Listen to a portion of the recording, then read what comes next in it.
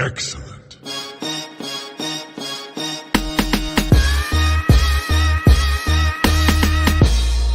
You don't know what you're doing.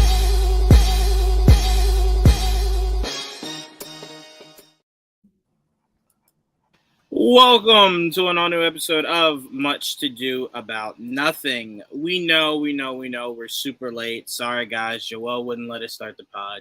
But we are here. We are here, and we are ready to podcast. We got some CinemaCon stuff to discuss, trailers and whatnot. So I'm going to go ahead and introduce the guys. We're going to jump right into it, starting off with Joel. What's up, Joel? What's up, fellas? How y'all doing? Doing good. Glad you allowed us to podcast. So, I'm glad we decided to join the party. Gotcha. Glad we could do it. Didge, what's up, Didge? Oh, doing okay. My sports is in a world of hurt right now, but doing okay. It's all right. We told you. There's a team in New York you can come over to. You don't have to worry about it. I'm okay. We accept new applications. Every day. All right, let's jump into it, guys. CinemaCon did happen. Actually, I'm going to send you some photos. Hold on. Oh, okay. Not a bunch at once. Don't worry. Not that again. But we did get our second trailer. For some strange reason, a lot of people were thinking this is our first trailer. Don't know how. But this is our second trailer for The Flash, coming out, I think it's June 16th. Yes, it is. Unless you're an international, it's 14th. Or not. Unless you're an international, then it's the Unless you're press, then it's probably sometime in May. Unless you're at CinemaCon right now. Yeah, unless you're in CinemaCon, then you've already seen it, and this means nothing to you. But I didn't know they saw it at CinemaCon. Did they really? Yeah, they got the chance to screen it. Mm-hmm. Some people probably just the press. Probably just the press. Yeah, some people are watching it as we speak. Yeah, because I doubt it was for the fans. Yeah, of course not. Because to me, unless you made every fan sign an NDA, they could come out of CinemaCon and just spoil everything. But anyway, they did drop the second trailer today. I enjoyed everything of this trailer. I thought the visuals were great. I thought, they fixed Barry's running, which was a big issue for me. If I could nitpick one thing, I'm never a fan of a superhero trailer not giving me the villain in its first two trailers. I don't need a villain to be a surprise. Just who the fuck is it? You know what it is? It's the PTSD from Wonder Woman. That's what it was. Where I swore I knew who the fucking villain was, and it wasn't him. To me, I don't need that. I don't need the switch of hands. Just who's my villain? So I was hoping we could get a better look at the villain than an action figure, and I had hoped that this trailer would do it, but it didn't. But outside of that, could not have structured a trailer any better than they did. Joel, your thoughts? It was beautiful. Again, I thought the first trailer was great. So imagine my delight that this trailer was almost as good, right? Got a lot more new shots, and but they didn't they gave us new shots, but they didn't give us a lot more. If that makes any sense. Essentially, they played around the same scenes we had already seen, just different scenes of the same scenes. Of the same, right? Sense, right? So it wasn't like a whole brand new scenes. It was just extended extra scenes from the same scenes we already seen. That Japanese trailer gave us a lot of new shit. That was I still haven't watched that one. Well, Didge, I would suggest you don't, because I know how big you are on. You like to see one trailer. That's it. You don't like TV spots. You don't like all that extra stuff. It doesn't give away a whole bunch, but it is a lot more than what we just got. Because it's literally all scenes of different stuff we haven't seen in any variation of the other trailers. Right. It felt less like a trailer and more like a montage of scenes. Right. Oh, interesting. Shout out to listener Jim. I'm getting really excited for this movie. Good. I mean, I think this movie is going to be great. This poster's awesome. This poster is really awesome. Hell yeah. That's the international poster. Right. Didge, the one where it's the three of them standing together. Can you put that one up? I'll bring this one back down. That's the first one. Yeah. No, not that one. The other. Yes, that one right there. That's a scene from. I love this one. Yeah. No. But I just wanted to bring it up because I really love this. They did her costume so good. Essentially, the same way they did Henry's. But that's what I love about it, is that clearly they were supposed to connect. Yeah. Obviously things got changed, I believe, later on in the process. I think that it still connects, but it's just that now because they're using Zod. It's not like they're not still connecting that. Yeah. shit. So no. I'm sorry. I didn't mean to the universe. I meant it's essentially in my brain. They were supposed to be cousins together in the main continuity. And when things broke down, it looked like they were just like, well, we don't really know when else we'll get to use Kara, so we'll throw her in here and make her like the Elseworld Superman. Literally taking his place at one point. Right. But things move so fast, so quick. I don't know if they knew that when they wrote and made this movie, that she was going to take over. I hope she stays the Supergirl moving forward. I really do too. And I really do hope that, you know what I would like, and Didge, I'm going to pass it right to you. You know how in the Flashpoint comic, obviously Bruce's dad is Batman in that Elseworld, right? And he writes Bruce a letter and Bruce tears. I know it won't happen. I know. But I would have really loved it if instead of, because obviously it'd be weird if they did it from Bruce to Bruce. I would have loved it if they did from Kara to Kal-El, because as far as we know in the universe that Henry Cavill's Superman was in, he didn't have anybody else. Right. From Krypton, obviously besides the people he killed. But outside of that, any family on Earth, right? So I'm like, to get a letter from somebody from a different alternate reality or Earth, whatever you want to call it, that knew of you, right? Because she was older than Cal. So she would have seen him as a baby and everything before Krypton exploded, essentially. I would have loved that, where you had that moment with those two characters instead. If they used the comic, I don't know if the comic was canon to the movies, but apparently her pod landed first. Well, it's alluded to that there was a Kryptonian pod that was open when he goes. Right. And they're saying that was Kara's pod. That was Zach's tie-in comic, I think is what it was. Right. Yeah. I remember that. Because I remember he had a tie-in comic, then there was like this website where Lex Luthor was putting out shit that was connected to the movie universe. But because they couldn't do another solo Superman movie, they weren't able to expand on any of that. Right. So we were kind of just left like, I think they even mentioned Thanagarians in it too. So I was like, interesting.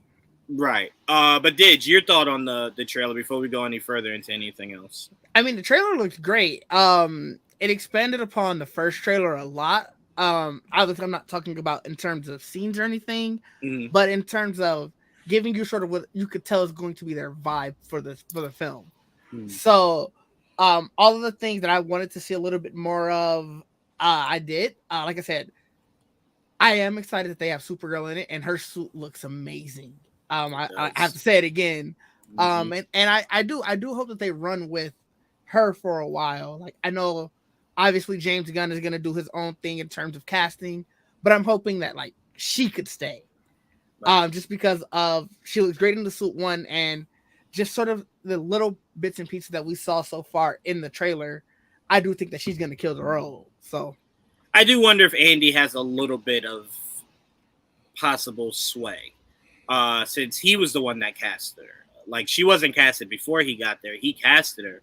Right. And if this movie is everything James and David keep hyping it up to be, to me, that should garnish him at least enough for him to maybe do a Supergirl movie, right? Where you allow him to keep his Supergirl. So, I mean, I would love it, honestly, mainly for her, because, if she does a great job, it's wild that the moment we get you is the moment we lost you. Right. Rather than like, well, we had a character for 10 years, now we lost him. This is literally right in, right out. But look, I mean, shit, that's what Keaton's going through. Yeah, but Keaton, he had his. I don't think anybody expected. Oh, no. For sure. But I'm saying he did a whole nother movie, was supposed to be doing more in these movies, and it was kind of just like, we're not doing that. I wonder how much he felt really that he was going to be like full back though. Like, I feel he was going to always going to be semi back. Yeah, like I mean, these couple of movies. Yeah, I see what you're saying. Let's see what listener Jim is saying here.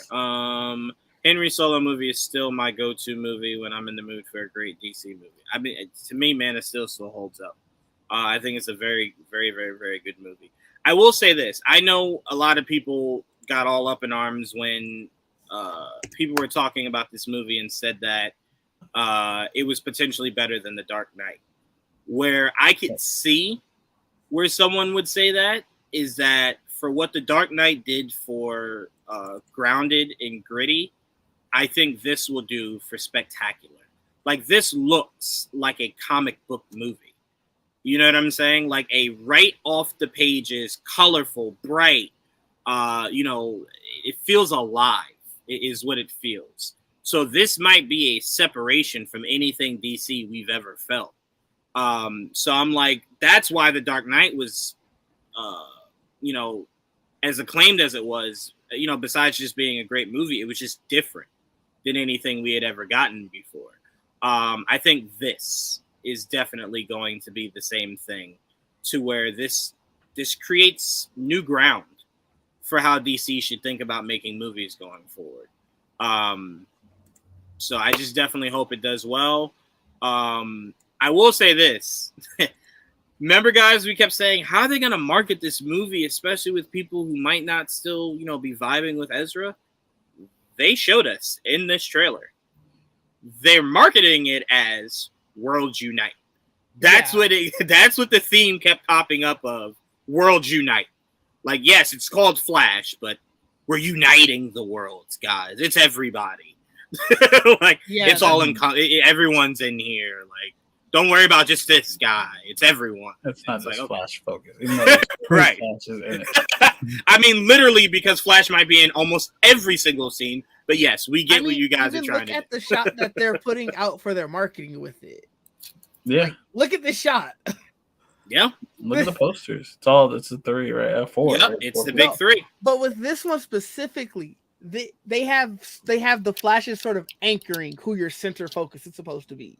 Right. Who you're supposed to focus your eyes in on. Right. Like, that is what's right in the middle. anchoring. Right. It's sandwiching. That shot of the Flash looks really cool, though. On the left. Yes. Oh, yeah. It does. It really does. Especially the gold boots. Like, ugh. Yeah. Even all space stuff, it looks cool. Love it. Just love everything about this. I really, truly do. I love that Keaton used his line. Right. I love that he did that. He delivered it better. He delivered it calmer. I'll tell you that. Well, that's why. He was not as agitated as he was in '89. He was trying. It was a performance, right? Yeah, it was a bluff. It was trying to get him to shoot him, basically. Mm-hmm. He knew he was shooting part, basically. Come on. It's Batman, Mastermind. Come on. Yeah. Was there anything else that stood out to you guys you wanted to discuss from this trailer? No, I think that was the main thing. Like I said, you hit on it when you're talking about like the more color in it and everything too. So like I mean, now at this point, I'm gonna go on my embargo with it, and we'll see the film come June. Yeah. Yeah. I mean, look, I'm gonna be honest with you. I don't blame you, Didge, unless someone tells me that, if they do another trailer or a TV spot where it actually shows the villain, that's really the only other thing I'm interested in. But everything else, I don't mind just waiting till I get to the movie. I don't mind at all. You've seen enough. Yeah. Right. And I mean, I appreciate them. More movies should utilize this to where if your whole movie isn't just one major scene, then you should just recycle one scene, but different parts of that scene in your trailer. So it's never giving away too much, because fans might go, wait a minute, he's still in the car garage in this. He was in the car garage in the last trailer. Is this the only thing we have to look forward to? No, but I don't want to show you nothing else. So enjoy seeing one trailer of him getting out of the car and then one trailer of him getting back in the car. There you guys go. See the rest when the movie comes out. I'm 100% okay with that. 100%. Yeah. So good for them. Definitely good for them. This is great. A great step forward for DC as a whole, and this franchise, I guess, depending on where they go with it. If they recast, reboot, who knows? I feel like I honestly, of any of them, I do think maybe Sasha's the only one who they're keeping, just because I don't know what they're gonna do with the Flash. You mean I from don't this know, movie? man. I don't know. I'll say this, Didge. I think if we're talking Vegas odds, right? It might be best to not hitch your horse to anybody in this movie. That's also fair. Just in case, That's why I'm trying not to put my emotions into Sasha, because it's like she gets recast. Hey, man, I can't get upset because I just spent 4 months now telling Trayvon to not be upset about Henry Cavill. Right. So I'd be very much a hypocrite if I put my foot down. I'm like, you can't recast. It's like, but you told me that you could. So I'm not letting my emotions get too entangled with any one actor, just in case none of them come back. That's fair. I'm keeping an open mind. Actually, I'm sorry. If there's one person you can hitch your horse to that'll be back, it's the director, Andy. Andy will be back. Andy and whoever wrote this, those two will be back. Those two will definitely. Who's gonna be writing the Fast 11? Apparently. Oh, Joel, don't you hype me? You telling me that Vin Diesel could fly in that movie? He could have super speed. In this fucking movie, did you see that trailer? Yeah, but he could have maybe super speed. She seems like a great superhero. He controls physics altogether now. If you haven't, he does. I like it. All right, let's move on to our next one. We got a teaser trailer for The Witcher Season 3. Oh, I still didn't watch this, actually. Go take a look real quick, Didge. Mute us and take a look real quick so you can actually hear it. Yeah, it's very short. That's what I'm saying. Just go real quick. Me and Joel will just talk about it. And then, wait. While you do that, Didge, I'm going to send you The Witcher poster to bring up when you come back. You don't have to do it now. Just wait till you come back. All right, Joel. So I really enjoyed this. I will say my only gripe with it is that, and maybe you don't market it this way, even though you've already come out and made the news and everything. Mm-hmm. I kind of would have preferred for you to make it known that this is the last hurrah for Henry.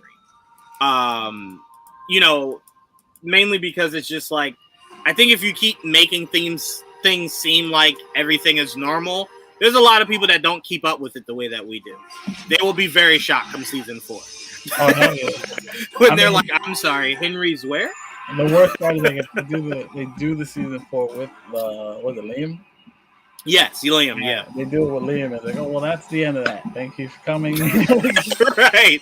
You'll have people think that it got rebooted or something. And it's like, no, it's the same story, guys. Yeah. They just are, it's just a different actor in the same role. It's a soft reboot to a degree. But not even that. Just a replacement, essentially. Sorry. No, you're good. But I really did enjoy this teaser.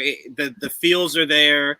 I don't know, man. It's just, I don't know. I'm never a fan of, in the middle of a show, recasting the major character. Because all this trailer reminded me was how perfect Henry was. Oh, Jesus. As this character. Large picture. You know what I'm saying? Yeah, it is a very large picture. I don't know why they squeezed them in like that. But I mean, they're showing that, the two of them are willing to die for Cersei. And I'm like, okay, I get that. But this is not great for showing or promoting. Yeah. All right, you just saw it fresh off the, what are your thoughts? It was really good. It was suspenseful, I guess was the best way to put it. Right, yeah. Right. Like, you could definitely tell that something is about to go down, and it won't be very good if it does. Like, everybody's looking for each other and stuff. It made it the mystery. Isn't this going to be split into 2 parts, right? Yeah. Yes. Okay. One's June something, and then the other one's July 27th or something like that. Oh, okay. 3 episodes, 5 and 3. That's okay. I will say this. No, I like that, actually. I will say this, where I'm like, Netflix, you might have fucked up just a little bit, is that the whole point of theirs should be to get us to Witcher 3, right? They're doing the show based off the books, not necessarily the video games. Mm-hmm. But the idea is to get this character to its more recognizable state, which is for a lot of the world, Witcher 3, where he has the beard, he has the cut over his eye and everything. And I'm like, Liam is younger than Henry. Can Liam pull off that gruff look? Like, I've seen him gruffed in Expendables, but like a grizzled vet is essentially what you need to look like. Right. Can he pull that off? You know what I'm saying? Because that Right. That's what you know what I'm saying, Joel? So that's why I'm like, that might be where you bit yourself in the foot a little bit in the idea of this being a long-standing journey you're going on with Liam now replacing Henry. That's the one thing I thought about as I was watching this trailer. But maybe go ahead, Joel. Maybe that's when you transition to facial hair finally, right? Because so he looks older. Because if he has like no hair, like Henry the way, basically it's just stubble, whatever. Right. He'll look even younger. Right. Right. So if you give him a beard or a beard, maybe he'll look a little older. You know? Yeah, I was just gonna say that. Like facial hair, it's crazy how much that can go in aging someone, especially because it's gonna match his hair, so it's already grayish. And even though his hair is gray, you're not thinking like, oh, he looks old. For some reason, when you add the facial hair to it, you age like 20, 30 years. For real. 100%. 100%. It's why I let mine grow. I won't cut mine. I'm tired of getting kids menus when I go out. No, I mean, to me, that was the first thing I thought of, Joel. When I first saw it earlier, it was just like, oof. Did you guys think about that at all? Like, I know, they kept hiring people that didn't really give a fuck about where the franchise comes from at all. I'm like, you gotta get to the more recognizable look of this character at some point, because I believe majority of the world, I do believe this, and I could be wrong, is more familiar with that game than they are of any other version of that franchise, So it's like, I mean, shit, Joel, that was our first. It's my only. Right. So it's like, we don't know the books. We only know Witcher 3. That's it. So anything from Witcher 3, we are great on. If you tell me Witcher 2, I have no idea what you're talking about. Play the remake when it comes out. Right. The remake of the first one. But I mean, shit, they should bundle it, honestly. Bundle 1 and 2. Like a collector's edition type shit. It'd be cool if they just did they remastered both under one game. Yes. Yeah, that'd be great. But Joel, your thought on the teaser? No, go ahead. Finish what you're saying. I do know in the books that he doesn't like facial hair too much, so that might be another reason. Which would be even funnier for when he grows it, and it's just like, I said, fuck it. Like, I'm old now. I'm too old for this shit. Fuck it, let it go. I haven't had time to shave. Right. I did want to ask you, Joel, because you are very keen to small details that other people might have missed. That looks like a different sword than the one that we're used to. At the very least, they've added something to it. Right. There's something on Dig. I don't know if you caught it up, because I know you probably watched it like really. You only saw it the once over. On the hilt, like towards the base of the sword, like towards the hilt, it's like this device kind of looking thing, like or a green like gem or something like that. It doesn't really show like it does anything yet. But it was not there last season. I know that for sure. Which scene are you talking? Because when he's pulling it off, towards the end. Oh, towards the end. Okay. Yeah. So just do like frame by frame if you can towards the end. Because when he's holding it in his hand and it's like towards the camera, you see it. Yeah, they make a point to focus for you to see it, right? Mm-hmm. So what were your thoughts, Joel, on this teaser? I'm not sure. I forget. The teaser in general is pretty decent. Didn't really show you much. Right. It does feel like it is heading towards the events of part 3. So maybe this is that journey towards that, because that's the whole point, is they're running from the wild hunt, I believe it was called. Right. I mean, to your point earlier, the way that you could really separate Liam from Henry is that once you bring in Liam, have him have the full beard. And Liam's story is the start of the wild hunt. So that people can distinctly go, okay, I see the difference, and I also see how the story is continuing from where we left off. Because in the game, I would you could choose your facial hairstyle. So right, yeah, you could change up a lot. Right, yeah, you can do it. You can shave because it grows back if you don't shave it. You didn't get it? No, I was trying to get it, so if I can get it angled, that we could have had like a little screen grab of it. But no, don't worry about that. I just wanted you to see it. Did you see it? Yeah, I saw it. Don't worry about that, Didge. I just want to make sure you could see it. You get a better look at the hilt of the sword. I wonder if that's because you get a look when he's taking it off his back, like a couple scenes earlier. Unless that's two different swords, you can see the top of it. He does normally carry 2, but right. Not like in the show, he only carries one at a time. Like here, and the game, I can get a better angle with the other one. I just don't know if that's the So silver or the. Do you think it's that?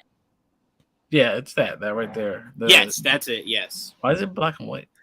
It's not. That's what I'm saying. The color of this Right. Yeah, that's what I was telling Dig. Don't worry about it because it was very dark in that part of it. I see the part of it. It's all normal. Yeah. No, I see it though. But yeah, so I mean, I am excited for it mainly because it's Henry's goodbye. June, right? Yeah, it's in June. June's starting to pack up a little bit. It is. To make some movies and shows. Remember, Secret Invasion is June too. Fucking June is super packed, dude. Yep. But luckily the Witch. Well, not luckily for Joel because he spaces it out. I don't. The Witcher will be that weekend for me, especially if it's only 5 episodes. Fair. Secret Invasion will be, obviously each week. Mm-hmm. So the content won't stack up on me. Is what I was trying to get to. It won't stack up. So where I'm like, oh, I gotta hurry up and rush through to avoid spoilers and whatnot. Like, no, it comes out probably that Friday. So I got Friday to Sunday to get 5 episodes done. Right. So I'm like, that'll be a lot easier. That'll go. See, my problem with that is that it goes away, and I just got it, so that's why I kind of like space it out. Well, that's why I think No, there's no judgment, but that's what I was saying. For me, I would like to do that for certain things, like The Witcher. I'm not worrying about being spoiled because I know nothing about the lore, right? So it's like someone's like, "Yo, Bartholomew pops up." I'm like, I don't know who the fuck that is. Like, you can't spoil that for me. I don't know what you're talking about. Well, that's why Netflix was smart to what Joel's point of to split it is because we've been saying it for plenty of Netflix shows that their shows don't really have staying power. They don't give them a chance to build. What the hell is that? What? Something was like. Oh yeah, sorry. That was me. Sorry. But no, like Netflix shows they don't have the staying power. They don't get a chance to build up their fan bases, and I think that's what ended up ultimately causing them to cancel shows too early because of the binge model. Like, think about every HBO show, all of these Disney shows, because you're going back to it week to week, it becomes quote unquote water cooler material, even though most people don't go to the water cooler anymore. But we now say it's Twitter material. Yes, Twitter material. I wonder how many people is that? Do you think that's lost on some people? Like they're listening? Yes. Water cooler material. Yes. Bro, some people don't go into work anymore. That's definitely right. I mean, there is legit a whole generation that has now just started working that does not know what an actual office space looks. That's so wild, and that's a tangent. But no, they don't have the chance to. They don't have the chance to, like you said, Twitter material, something that keeps them, going every week. Like I remember during like the House of the Dragon, it was them dragons every week, or it was something. They do the same with Mandalorian. They did the same with The Boys. All of these. I don't understand why Netflix doesn't adapt to that more frequently. Because that's been their calling card. So to me, that's been the only thing that has separated you from your competition is that you do the model of you could either watch it all now or you could do like Joel does and just have the self-restraint to space it out. I just feel like you lose so much community with that. I don't disagree. The only reason why I've always been for it and I've never come out to talk against it is that if you told me tomorrow, Juwan, you could have Secret Invasion, a whole 8 episodes tomorrow, I would sign. I would sign my name and watch all 8 tomorrow. So to me, I'd be a hypocrite to go, yeah, you shouldn't do it, but I want it. So for me, it's very much like if it's what I have to have is that they space it out and it's each week, then there's nothing I can do. Right. But if I have the option to have it all at once, I will always want it all at once. I don't like the waiting. I don't like the wait because all it does is give me a week to just theorize shit. And then when I get to it, it's like, well, nothing that I thought would happen happened. I want it all at once. Give it to me all at once, so I don't even have time to think. Sometimes like, that's the part of the journey that's so much fun. Think about when what's the last show that we did week to week? I can't remember. But just think about Last of Us. We did a lot of that. No, House of Dragons and Last of Us, yes. Yeah. And Last of Us. Yeah. Each week, both of those, how many theories and stuff that we were coming up with, talk about, this is gonna happen this week. That was so much fun. Because then you would come back afterwards and be like, oh man, we were wrong about this, we were right about that, we were kind of right about, but like they don't have that. Again, I don't disagree, but that is from a model that forces me to abide by those rules. If I did not have to, I'd watch that shit all in the same day. Same day. Right through. That's why you're absolutely right. And that's what will at some point kill Netflix. Right? But for me, I would like my shit all at once. Like, I mean, I guess that's fair. I'm preaching to the one person who maybe one day will run Netflix, make it week to week. I will now be challenging for that position to keep it. to keep it. You know what? You know what I'll do just to be petty, Didge? I'll go, all right, Didge wants you guys to get it, weekly. He wants it separated. All right, bet. You guys get an episode a month. Thank Didge, guys. Thank Didge. You get an episode a month. Now you got so much time to theorize. Oh my god! You guys got a full calendar month. Thank Didge. No. All right, he forced me to do this. This is Didge. Thank him, guys. That'd be ridiculous. Go ahead, Joel. You're gonna say something? No, it's my view. When it comes to Netflix, I usually do like one or two a day. Like Beef, I ended up watching like the last 3 yesterday, and I was almost done. It's short. Even that'd be better. Remember how Dragon Ball Z used to come on every day after school? Oh, no, don't use that as an example. That shit had so much filler. I would have loved to have gotten right by that. The problem with DBZ was like you get to a certain point, and then it's like the next episode, and it starts from the beginning, and you gotta wait a whole last 6 months or something. No. That was not the worst of Dragon Ball Z. This was the worst. Yeah. You finally get Goku powered up, ready to fight Frieza. Then the next episode is about Bulma and Krillin trying to figure out their way to get to where Goku is. And it's like, bruh, why did you deviate from that? No. Continue that shit. I want a straight line. Give me that straight line. No, Dragon Ball Z was the fucking worst. But yeah, The Witcher, this is going to be a very tough goodbye, but hopefully, Henry ends it on a banger. That's really all I could ask for. Yeah, definitely. That, we deviated far from that. I'm good. And again, I have no problem with Liam. Look, if Henry wants to go, at this point, I have to be okay with whoever replaces them. I mean, what am I going to do? I can't force the man to come back. Money is usually how you do that. And apparently they weren't willing to give more. So that's weird. I don't really know what to tell you. Netflix don't be paying like that. They don't be paying. But all right. Let's move on. I've been trying to look it up to see if I could find it.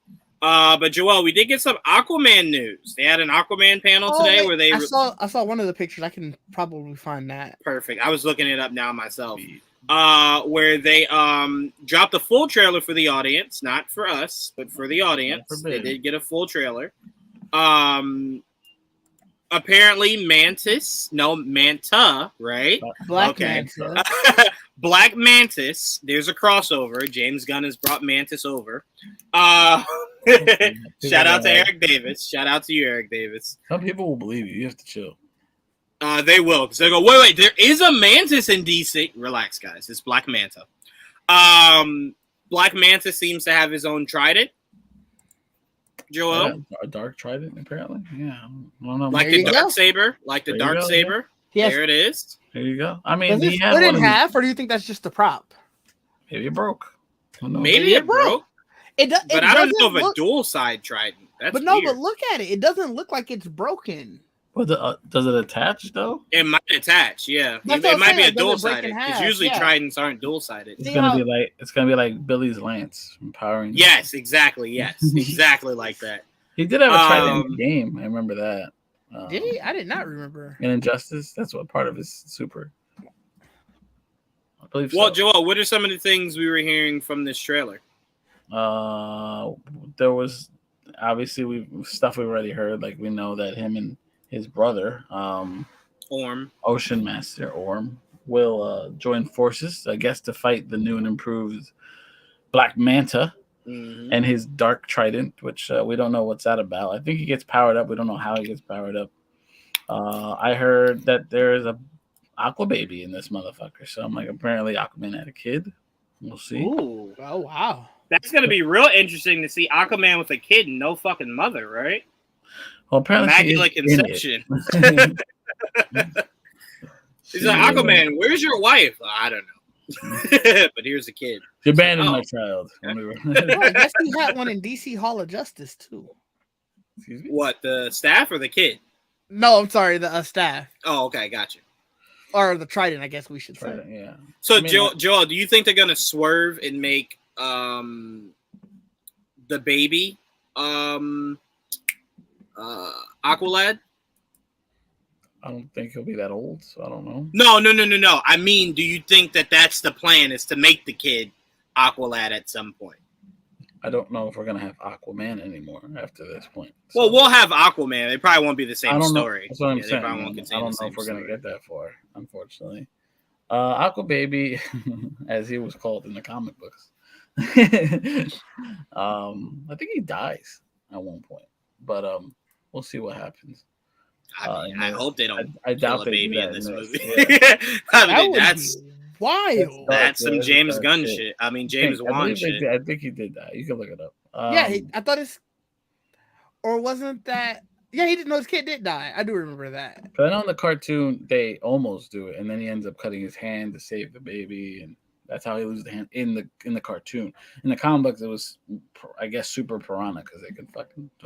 As a matter of fact, Black Manta is the one that kills the baby. That's right. That is Black Manta. He put that. I do remember this. He put the baby in the spirit that was slowly gonna get filled with air. There you go. And the baby couldn't breathe air. Bruh, how fucked up would it be if the writers are just like, all right, well, we can't kill the baby. We don't really fuck with this Amber Heard chick. Make her die. Like, replace the baby with her. Kill the baby.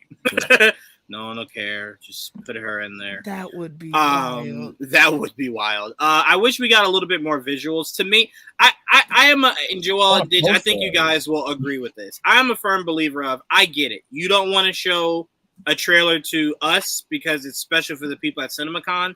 That's no problem. But can I get visuals? Can I get posters? Can I get like HD photos of shots from the trailer? Like, I'm okay with that. Or stills, thank you, stills. I'm okay with that. You know, I don't understand why we get nothing. Like, I don't understand because people can't afford to go. We get nothing. Like, how does that make sense? I don't. To me, I don't get that. So I'm not a fan of that at all. But Didge, where's your excitement for this movie? Yeah, I was really excited, and then the more and more I hear, it's just like, yo, what is this going to be? Not a lot of good word of mouth. No. I found what is potentially a poster. This poster does not. The CinemaCon poster? Yeah, it's not worth showing. It's just water. Yeah. It's like water under a cave. Or some it looked bad. It's not worth showing. Not that it's bad. It's just boring. There's nothing to it. That's why it looks bad. It looks like it's not like a horrible, I guess, in terms of like the actual art of it, but it's like there's nothing. It doesn't tell you anything. It just tells you Aquaman 2. Like, but no, awesome. The more and more I hear about this, it's the less I'm excited. Like the words that have been coming out about what the storyline is supposed to be, it just doesn't seem like something that's going to interest me. It seems like they don't kind of know where this is going to fit within the new universe, so they just kind of don't know what they're going to do. That's the biggest question mark going into this movie, right? Yeah, I mean, for me, honestly, I'm a huge fan of Patrick. I love what he did with Ocean Master. I want to see more of what he does with Ocean Master. But again, when you guys say like, oh, you can't market a movie saying like, oh, Jason Momoa is not Aquaman anymore after this. But it's like, for us, we know that that's a very strong possibility, which for me, it does strip a lot of the fun out of it. Because it's like, all right, well, if this movie is great, and I want more, fuck me, right? Because I won't get it. Like, you know what I'm saying? So for me, it's kind of just like, at this point, any of these DC movies, I allow the trailer to fuel my hype. Because I can't manifest hype for something that I sit down, I watch, I love, and then it's like, well, they're gone. And it's like, I just don't have the energy to put into things like that anymore. So hopefully closer towards the movie, we start hearing more and more concrete news on whether or not he's staying as Aquaman or not. Because for me, that'll really determine whether I like or love this movie. It's whether or not I get to see these actors come back as these characters or not. So that's just where I'm at with it. All right, let's go into some actual CinemaCon more news. We did hear a lot, Joel, from Kraven that Aaron Taylor Johnson, was on the stage telling us about. What were some of the quote unquote, as the internet was trying to make it seem like breaking news about this movie? Well, there's a couple things that were pretty breaking. The fact that it's going to be rated R, it looks violent. Mm-hmm. Like, okay, the first rated R Sony movies, Kraven the Hunter, not Venom, not Morbius. It's Kraven. None of the characters it would make sense for. Gotcha. I'm looking forward to see whatever I heard. It looks like there's some pretty cool action scenes in it. So that's cool. We also heard about the last scene, and that it looks like Rhino is in this movie. That was the biggest reveal from yesterday at the end of the trailer. Yep. Apparently, he transforms into Rhino. That's all we got from it. No one's really wanted the detail. I'm not sure what that means. Transforms into Rhino. I'm just hoping someone used the wrong terminology, because transform is not what you should attach with Rhino. Yeah, that's a you're scary. You're either Rhino or you're not Rhino. But It's a scary transforming outlook. into Rhino. Yeah, it looks like he's some type of mutant or some shit. Cause I don't know. I mean, I guess it beats the You know what it reminds me of? I know. You know what it reminds me of? The only time we've ever seen someone transform into Rhino that I know of is from Spectacular Spider-Man. Yeah, that worked for me. So. Because it's a cartoon. That's the only reason why it worked. Rhino's a weird character. What's going on, Jamie? Anyway, Jamie, hello. What's going on? Well, wait. Well, let me ask this, and I'm going to go right to you, Jamie. Let me ask you this, Ditch, because I know you also were with me on not liking the term transform. Would you be okay with, let's say someone does, right? Like they pull a Bane, they take serum, and they transform into Rhino. No. Hear me. That sounded bad already, though. I know, but hear me. I'm sorry. If when he transforms into Rhino, he looks comic accurate to a fucking T, could you accept that? Yeah, probably. I know you could, Joel. That's why I started off with Ditch. Yeah, I started off with Ditch. If it's comic accurate as shit, yeah, probably.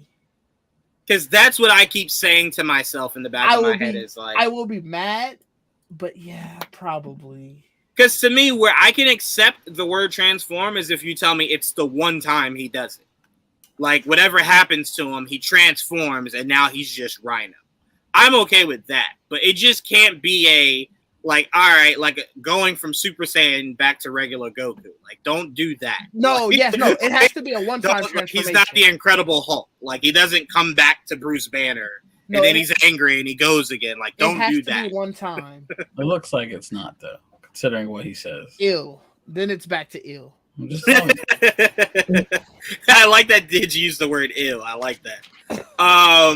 Jamie, we're talking about Kraven. They released a trailer for the audience there. We did not get one, but it's supposed to be bloody. It's supposed to be the first rated R Marvel adjacent Sony movie. Even though somewhere Wesley's just like, fuck me, right? Okay.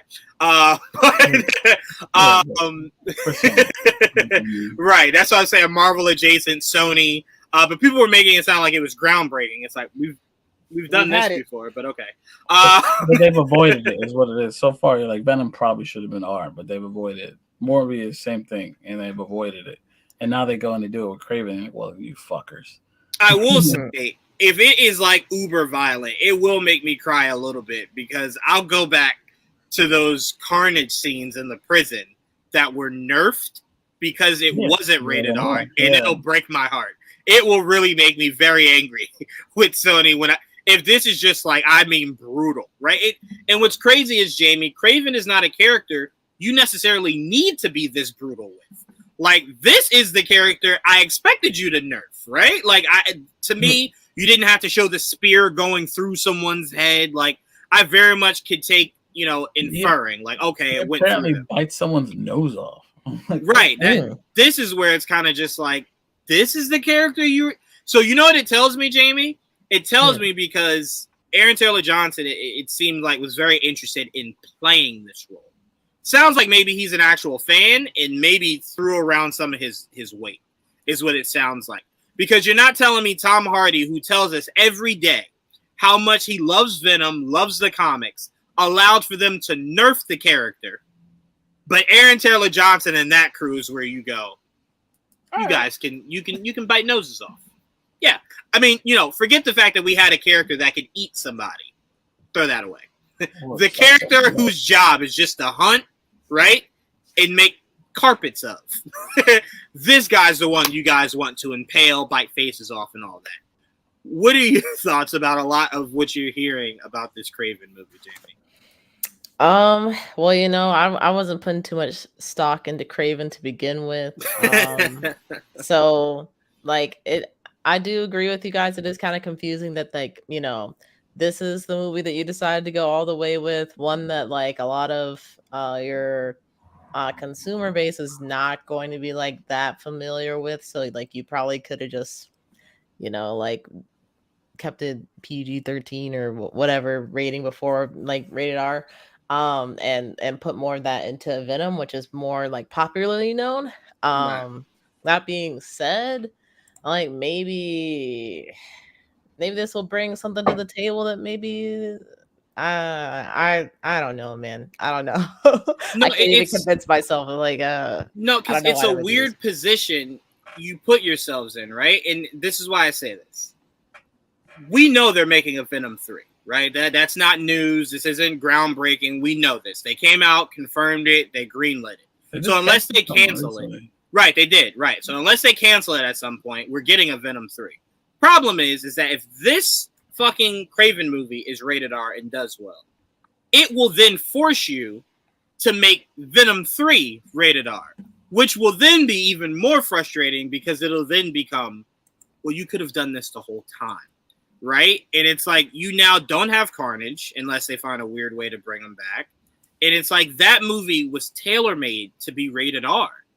And you chose to nerf it. Now it's how do you reinvent Venom to be rated R? You know what I'm saying? For your audience now. So that's where it becomes weird. I don't know if they're going to make that move at this point, especially with it feels like they're trying to cater to a younger audience by not pushing it to rated R and maybe being as disturbing as it possibly could be.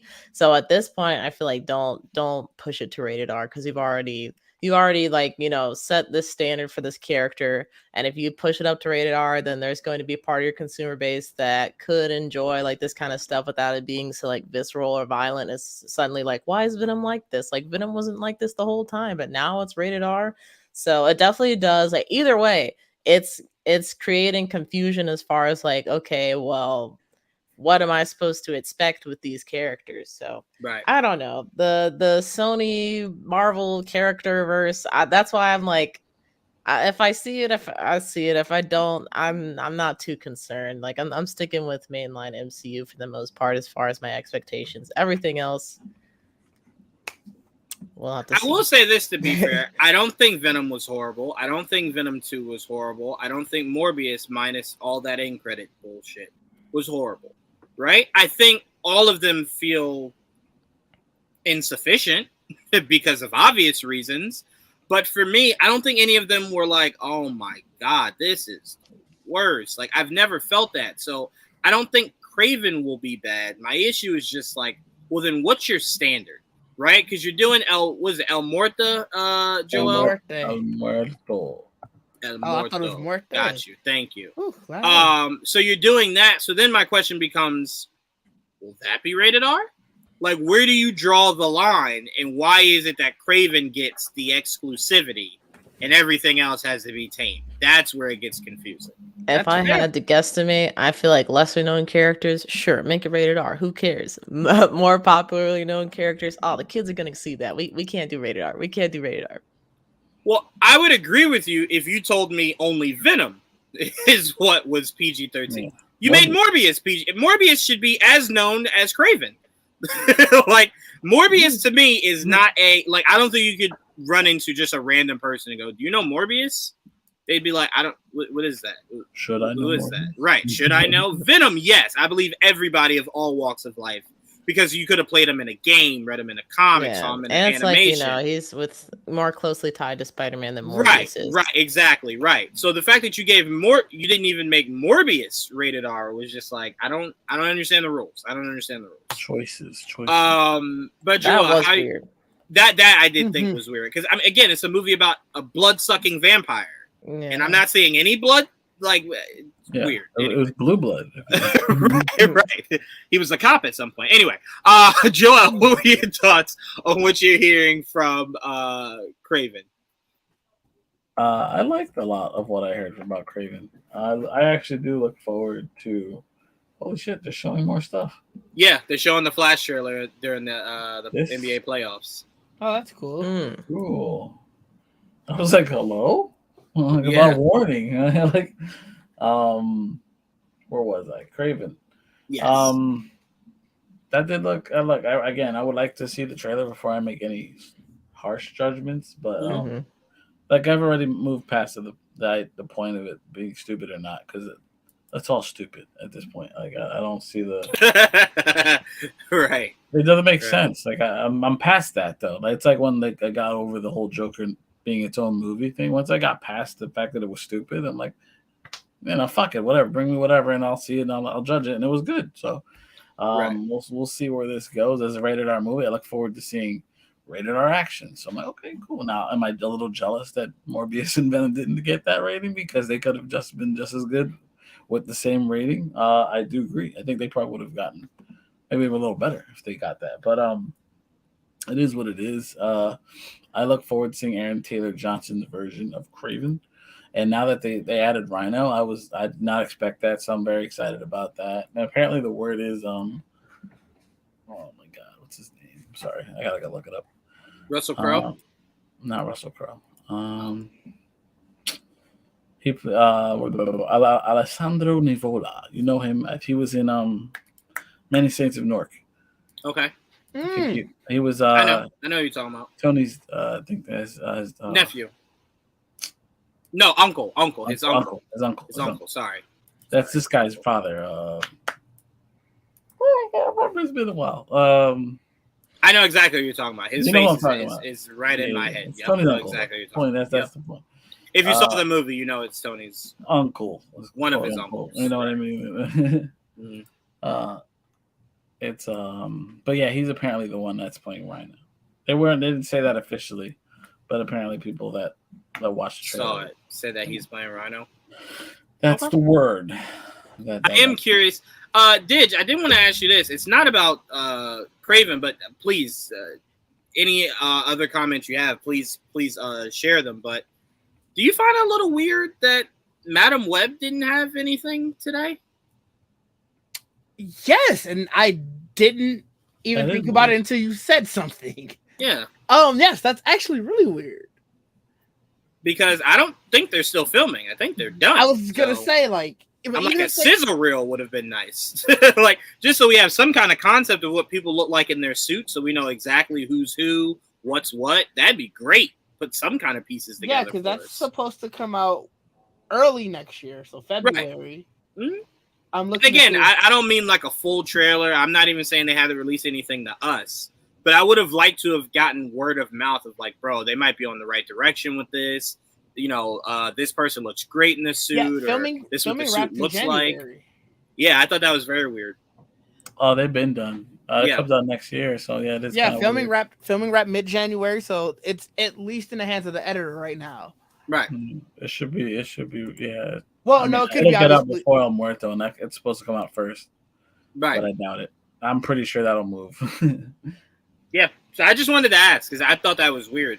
Because I'm sitting here thinking, like, how will they connect Kraven to the Venom universe? And I thought, wait a minute, hold on. Madam Web. Like, Madam Web, what is Madam Web? What is the word? You know? That sounds weird and interesting in its own right. So right. But any more thoughts, Didge, on Kraven? I think, like Joel said, I gotta wait for a trailer before I can give full thoughts, but I'm not gonna lie. The words that we've gotten so far, again, have been very concerning. This is the second movie in a row I've had to say that. But Kraven the Hunter, that's a conservationist, doesn't makes sense. You can't be a big game hunter, but you're a conservationist and you're a protector of the natural world. And those are words from the star himself. So it's like, does this movie have a true direction? And is it going to be a direction that makes sense for what we know the character to be? Right. Because yes, if you wanted to create your own whole new character, why did you take this name on? Well, wait, could he be someone that is a protector of animals, but his hunt is non-animals? Like, that's why he's going after people like Rhino. Maybe Morbius is on his board, Venom. Maybe if they ever say that Spider-Man is literally in their universe, Spider-Man. Like, maybe he's, maybe something happens that he stops hunting animals. And he realizes man is the true hunt, right? And he starts big game hunting, like, creatures that, I mean, I'm not in the night like Rhino. My issue is like he's so known for wearing that lion skin, right? you gotta change a lot about his character then, because you can't be a big game hunter wearing, or a conservationist big game hunter. Let's be fair. Let's be fair. Contradictory. The first thing that they did when they were writing this movie was they called up PETA and said, "Hey, hypothetically, if I were to make a movie about a guy killing animals and wearing them, how much shit would you give me?" And they were like, "Oh, we'll fuck your shit up." And they were like, "Okay, fuck PETA. All right." They're like, "All right, so he doesn't hunt animals." Your plan was to make him the hero? See, that's crazy to me, because it's like, okay, so the better alternative is him hunting people? Like, is that what we're saying? I mean, PETA's like, well, people defend themselves. Animals can't. Yeah, that's fine with me. I understand where you're coming from, Jim. I don't know. To me, it's essentially a lose-lose. You're gonna offend somebody, right? So it's like essentially the idea is to try to find a way in the middle, and that's why I said you could maybe start him off with, he learns that hunting animals is not the way to go, and his prey becomes something a lot bigger, and that's where it comes in, like your, Rhino, Spider-Man, stuff like that. I mean, Chameleon is in this movie too. Let's not forget that. That's his brother, I believe. So that right. Yes, I believe he is. And I got the cast here. I have it up too. Oh, okay. So while you're looking at that, a quick question, since I'm not super familiar with Kraven. Mm-hmm.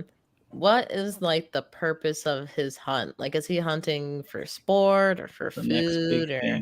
I think it's just to be the best hunter, right? Because there's always something else. So, like, if you hunt down this and then you find this, right? Yeah. And then once he hunted almost every animal, it became, there's a Spider-Man?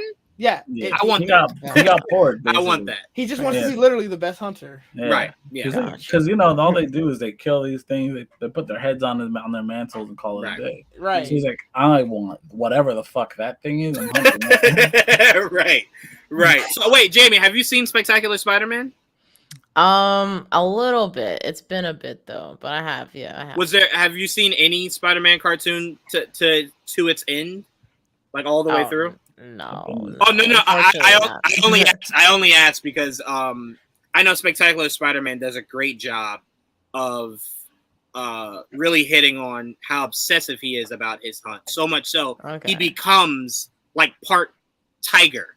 Because he believes that will give him an advantage over Spider-Man. So that's the only reason why I asked, because it goes deep into he will do whatever it takes to get his hunt. In the cartoon, he takes something too. In the old cartoon, the 90s one.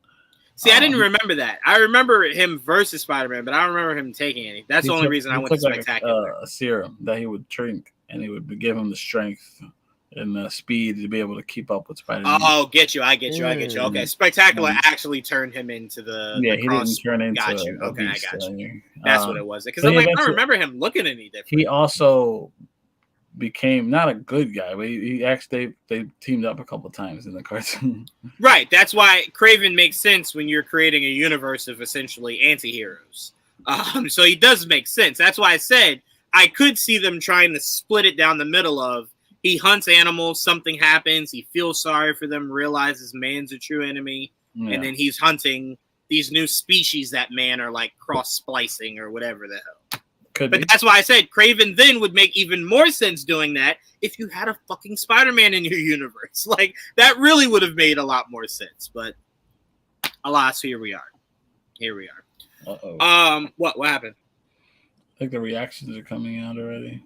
Yeah. For the Flash movie? Yeah. Are they not good? You said No, they're good. Oh, okay. Oh, I'm like, you started it with I'm like, definitely. what Oh, happened? wow. no. I said because I'm like, because I just saw a lot of words. I'm like, Yeah, I just saw the article the Hollywood Reporter just released that. James Gunn retweeted something, and that's the way I saw it, and that's why. And I guess they just what they did is they took a screenshot of all the comments. Gotcha. So yeah, so right now I saw Eric and then Umberto, a couple people already talking about it. Even Jeff, look at that. But it's all good. Yeah, I'm starting to see them too. Okay. Jeff, Jeff Snyder's not a comic fan. I do know. That's what I'm saying. So far, is he saying didn't it's like good? the ending, but he liked the rest of the movie. He didn't like the ending. Okay. Mm. Not liking the comics is how the ending wouldn't really make sense. I guess. I don't know. He says it's a mess, but he also doesn't like many superhero movies. Well, and he hated Aquaman, the first movie. Okay. Tells you everything. Again, he doesn't like many superhero movies, but that's just him, All right, Didge, this was gonna be for Trayvon, but I'll pass it to you because you gave the most visceral response in the group chat when this came up. But apparently, Didge, Agatha is light on the magic, heavy on the vocals. Oh, don't remind me. It'd be both, bro. Oh no, they called it. I want to say this. Didge. Hold on, let me say this. I do want to say this for our audience and for you. I want to remind people they started to shop around the Marvels when when people first started talking about it as a musical. Turns out only one scene of that movie is a quote unquote musical. So I don't think it'll necessarily be a musical number every 5 seconds. But because Agatha all along did so well, it does not shock me that because they brought the same people back, they're going to look to implement that a lot more. They're chasing an Emmy, people. They're chasing an Emmy. I get it. I really do. The only reason why this did not affect me as much as it seems it affected you, Didge, is that this is already a show I didn't give a fuck about. This, to me, does not progress the MCU. I just don't care. Feel so betrayed. I feel so betrayed. I was interested. I was ready. I was like, all right, this is going to be a good old time. Then they said the cursed word, it's going to be a musical. Mm-hmm. And when I tell you my interest dove off a cliff.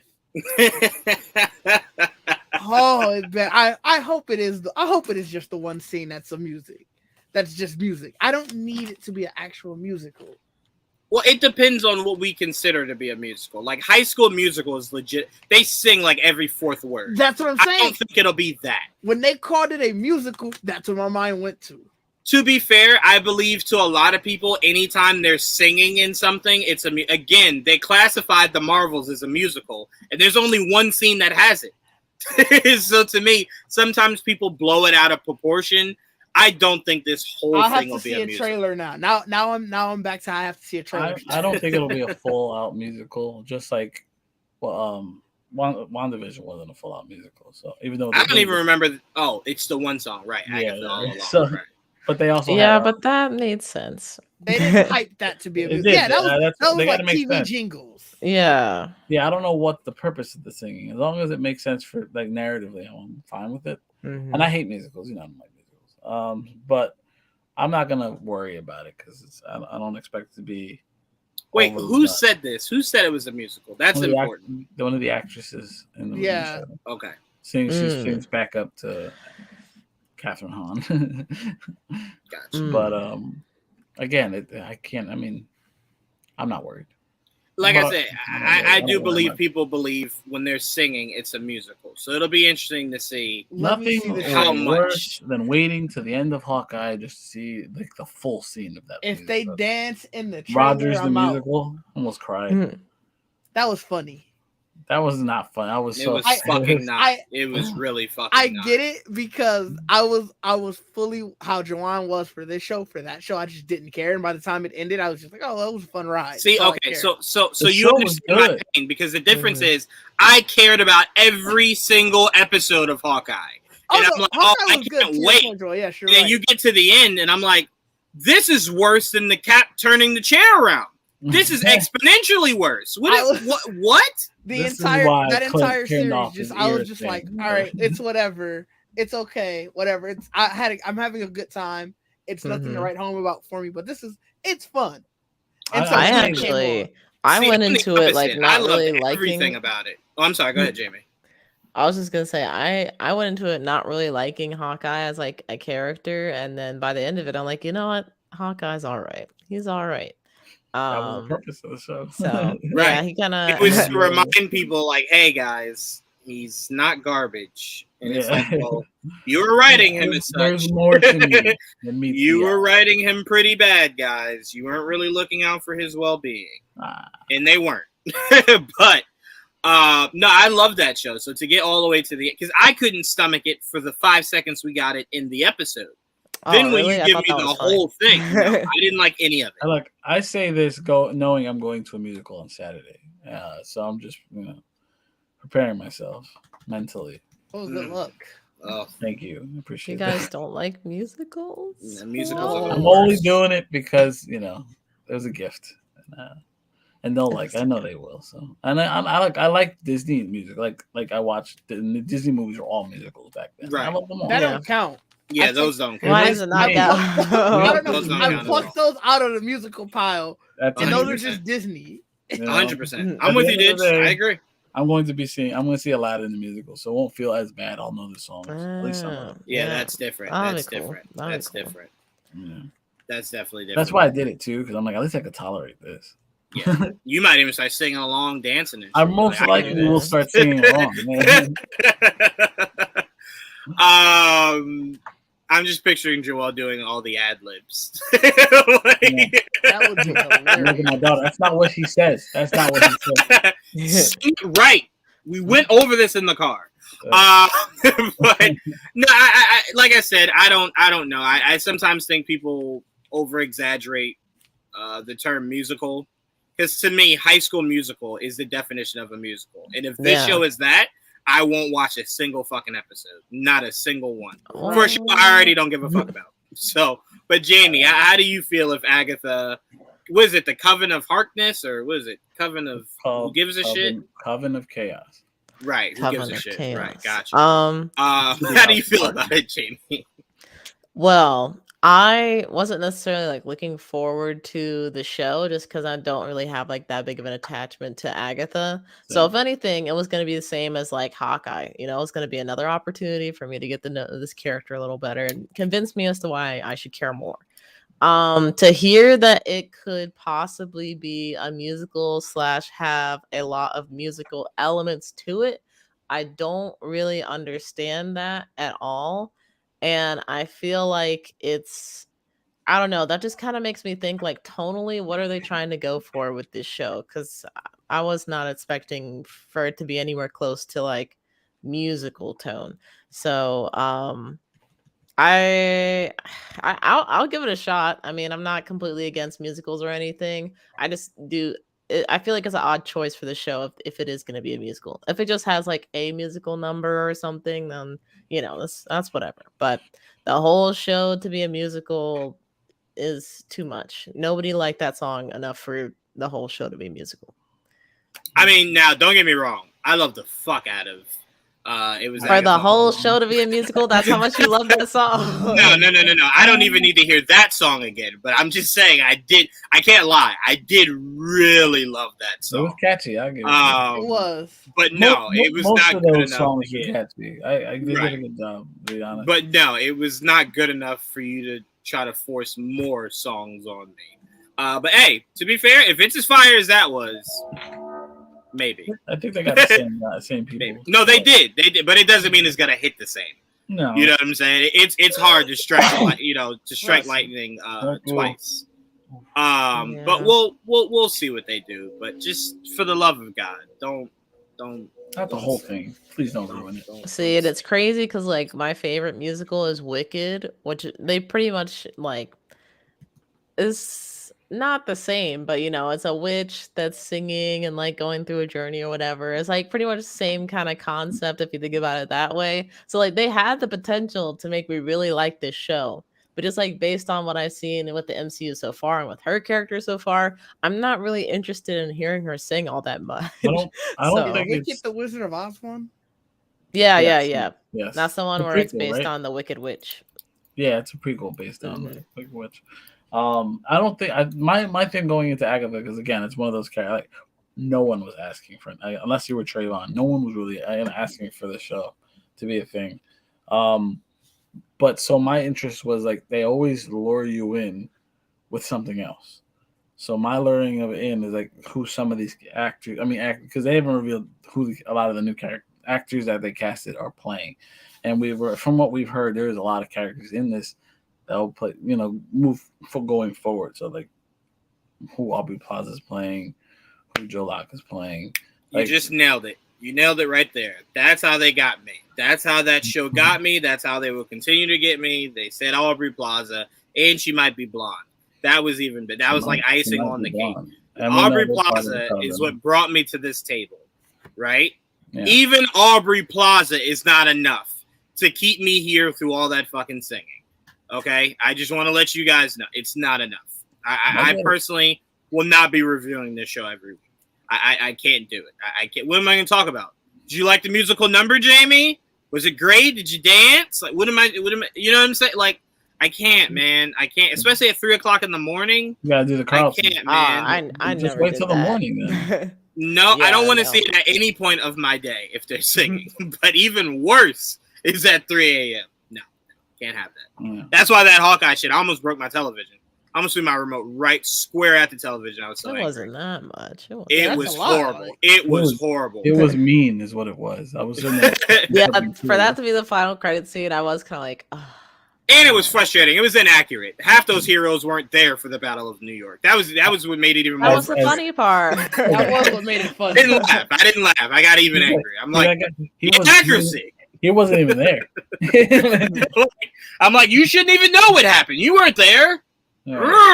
Just there. All right, let's move on. We just got two more topics. We're gonna end with gaming news with Jamie. Did just put some gaming news in the chat, Jamie, that you can talk about a little bit. But we're gonna end the night on gaming with Jamie. But I did want to talk a little bit about this, Didge.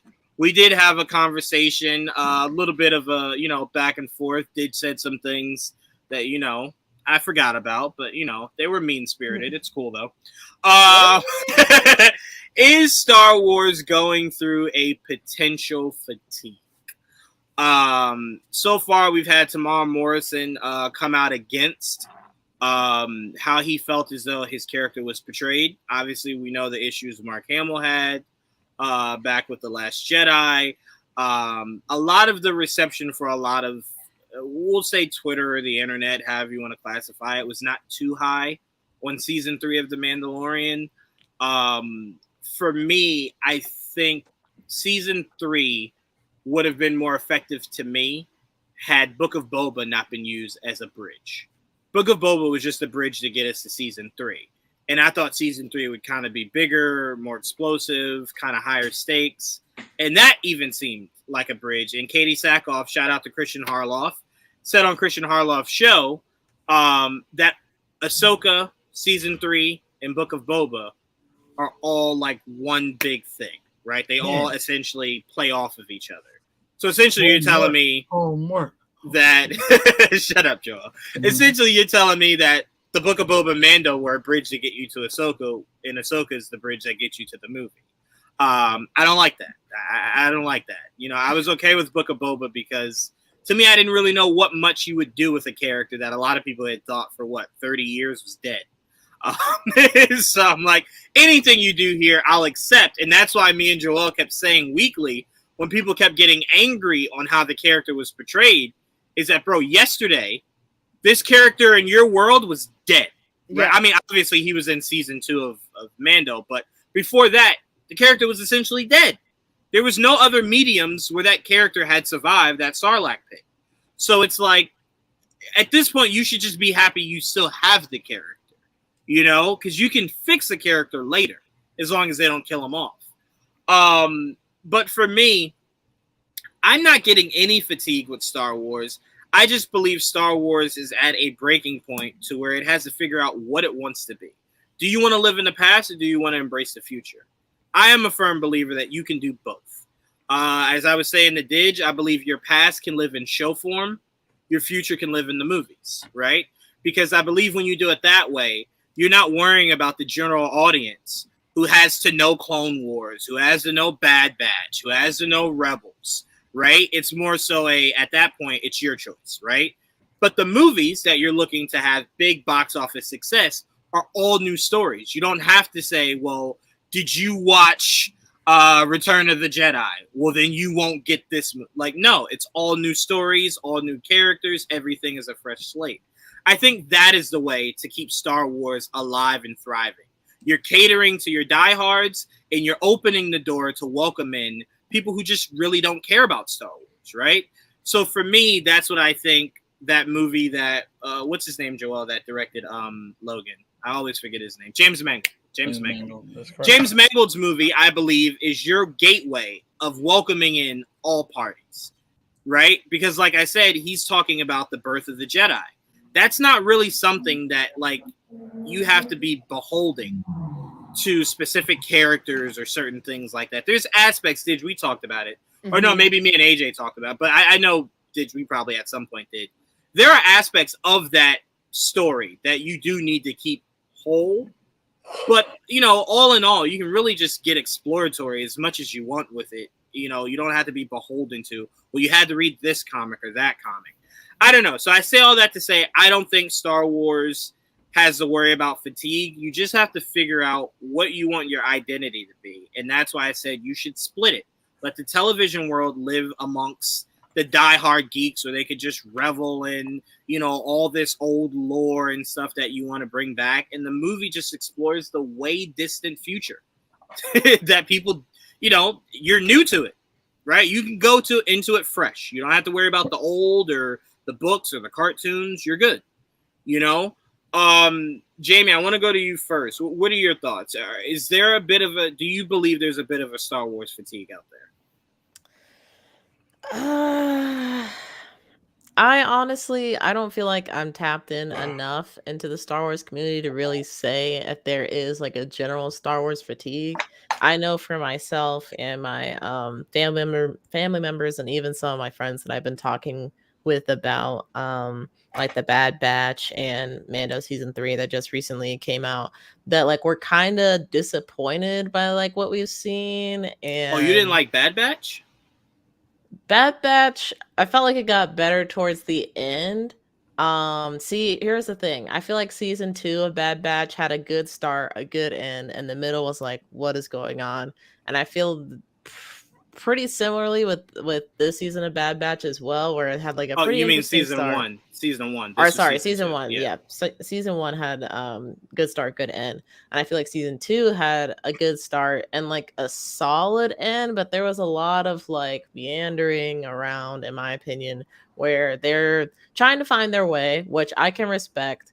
But it's like whenever we cut to like what Crosshair was up to, like I was always much more interested in that story, even though he's not necessarily like the guy that I should be excited to see on the screen, you know, because he's a very complicated character in that show.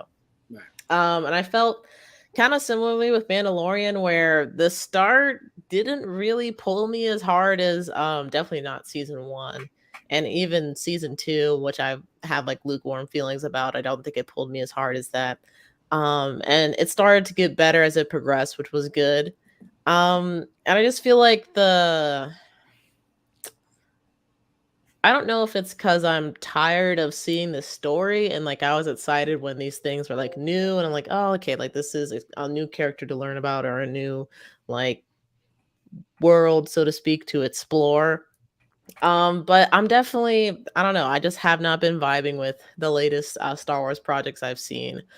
Even though I would not say that they are bad by any means. But it's definitely like moving lower and lower on my list of things. Like, oh, like Mando came out, like let's watch it. There were several weeks in a row where I forgot Mando had came out that night. And I'm like, oh yeah, like we have to watch Mando. I forgot about that. Which I don't usually do with like shows that I'm watching on a weekly basis. So I don't know. For me and the people around me, we're definitely like we want more from Star Wars right now. I can definitely say that. As far as the fatigue, I honestly can't say. Like I know I'm excited for Star Wars Visions and excited for Ahsoka. Like there are definitely Star Wars projects that I am excited for. I'm just hoping that they're gonna give me more than I feel like I've been getting so far.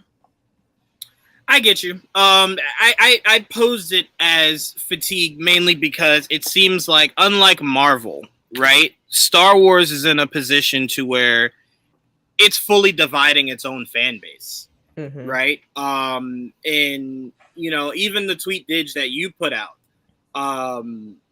like I said, I didn't disagree with what Theory said. I did think Boba deserved better. I did think Luke deserved better. I do think these characters deserve better. I'm not as invested as he is because for me, it's the idea of, like you said, I do still have the books, right? And it's what I frequently go back to whenever I remind myself how Luke went out, how Luke was treated in The Last Jedi. I very frequently go back to the books and just go,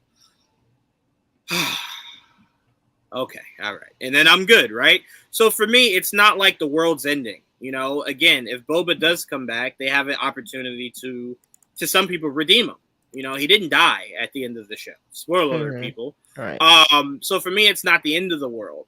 But I'm just not of the mindset of and again, as I pass it to you, Joe, I think what really made me jaded to the idea of like just forgetting the past is how frustrated I felt with seeing when they finally brought in the proper Mandarin, right? Tony Stark is dead. Like, that's an Iron Man villain. I am watching you make the father of Shang-Chi, right? And it's like, part of me will never let that go. That you did so well with the Mandarin, right? We had to wait a long ass time for you to do it, but you did so well with him, and there's no Iron Man. like that hurts me. You know what I'm saying? And yes, can I just go back to the cartoon where the Mandarin was a villain for literally every fucking episode? Yes, of course I can. Do I want to have to? No. I would have liked to have seen it done properly in live action. You know what I'm saying? Like that hurts, you know?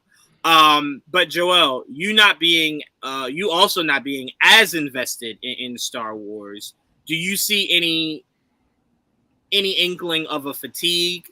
How do you feel? Because I know you were very much in the middle when me and Didge were kind of talking back and forth of you wouldn't mind both of, you know, the old and then embracing the new. Like it doesn't have to be all one or the other.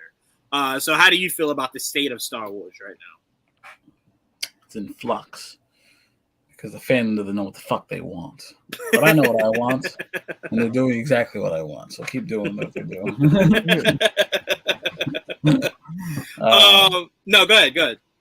No, I am a fan, but I'm not like I never read Legends books. I never cared to. And whatever stuff that was like past Return of the Jedi, like I remember playing. I forgot what game it was. Bored the shit out of me. So I was like, I don't really care. Whatever. I was like, I just want to see. I was always excited to see where Star Wars went. So when the prequels came out, I was younger. I wasn't a kid, but I was younger. That was exciting to get the prequels to see like the origins or whatever of this universe. That was cool. Even if those movies weren't the best, not all of them at least. Right. And that's all we had for a long time was the original three, the prequels, and then you have many years later. That's why it was such a boom when it first came out. There was such hype. That's always what happens. The problem is now we're getting so much of it. You don't get as hype. The hype is never going to be there again because they're never going to stop. You know, milk. Right, but that's what a lot of diehard fans I hear all the time. I really, to me, I get where they're coming from. They were saying once George sold to Disney, Star Wars is never going to be the same because George never believed in pumping out this much content of Star Wars at once. It was always very much spacing it so you feel the emptiness, right? And then when it comes back, you're just like, fuck if it looks good. It's just Star Wars. Like, I just want Star Wars, right? So it's the idea of when you get so much, it's like what Mike always says about Marvel, is that when you get so much of it, it kind of dulls you, right? Because nothing necessarily is special unless you're familiar with the IP or the storylines or whatever, or if you have a favorite actor or whatever they're pulling from. And to kind of speak to that, there's an abundance of content out there that they have to compete with. And it's not even just like traditional media like TV, movie. It's also YouTube, Twitch, TikTok, like whatever other platforms. And even like, fan projects that sometimes do a much better job than like the people that hold the official licenses. So like adding all of that together, like the consumers have like they have like a lot more choice when it comes to Star Wars content and just content to consume in general. So that's what makes it like, I feel like, even more difficult because, like back in the day, something came out, like you treasured that for however long it took, if it was like years or like decades until the next thing. And even the same thing with games, like, we're so quick to move past like, okay, I just beat this game, time to go on to the next. Like, so many people loved Resident Evil 4.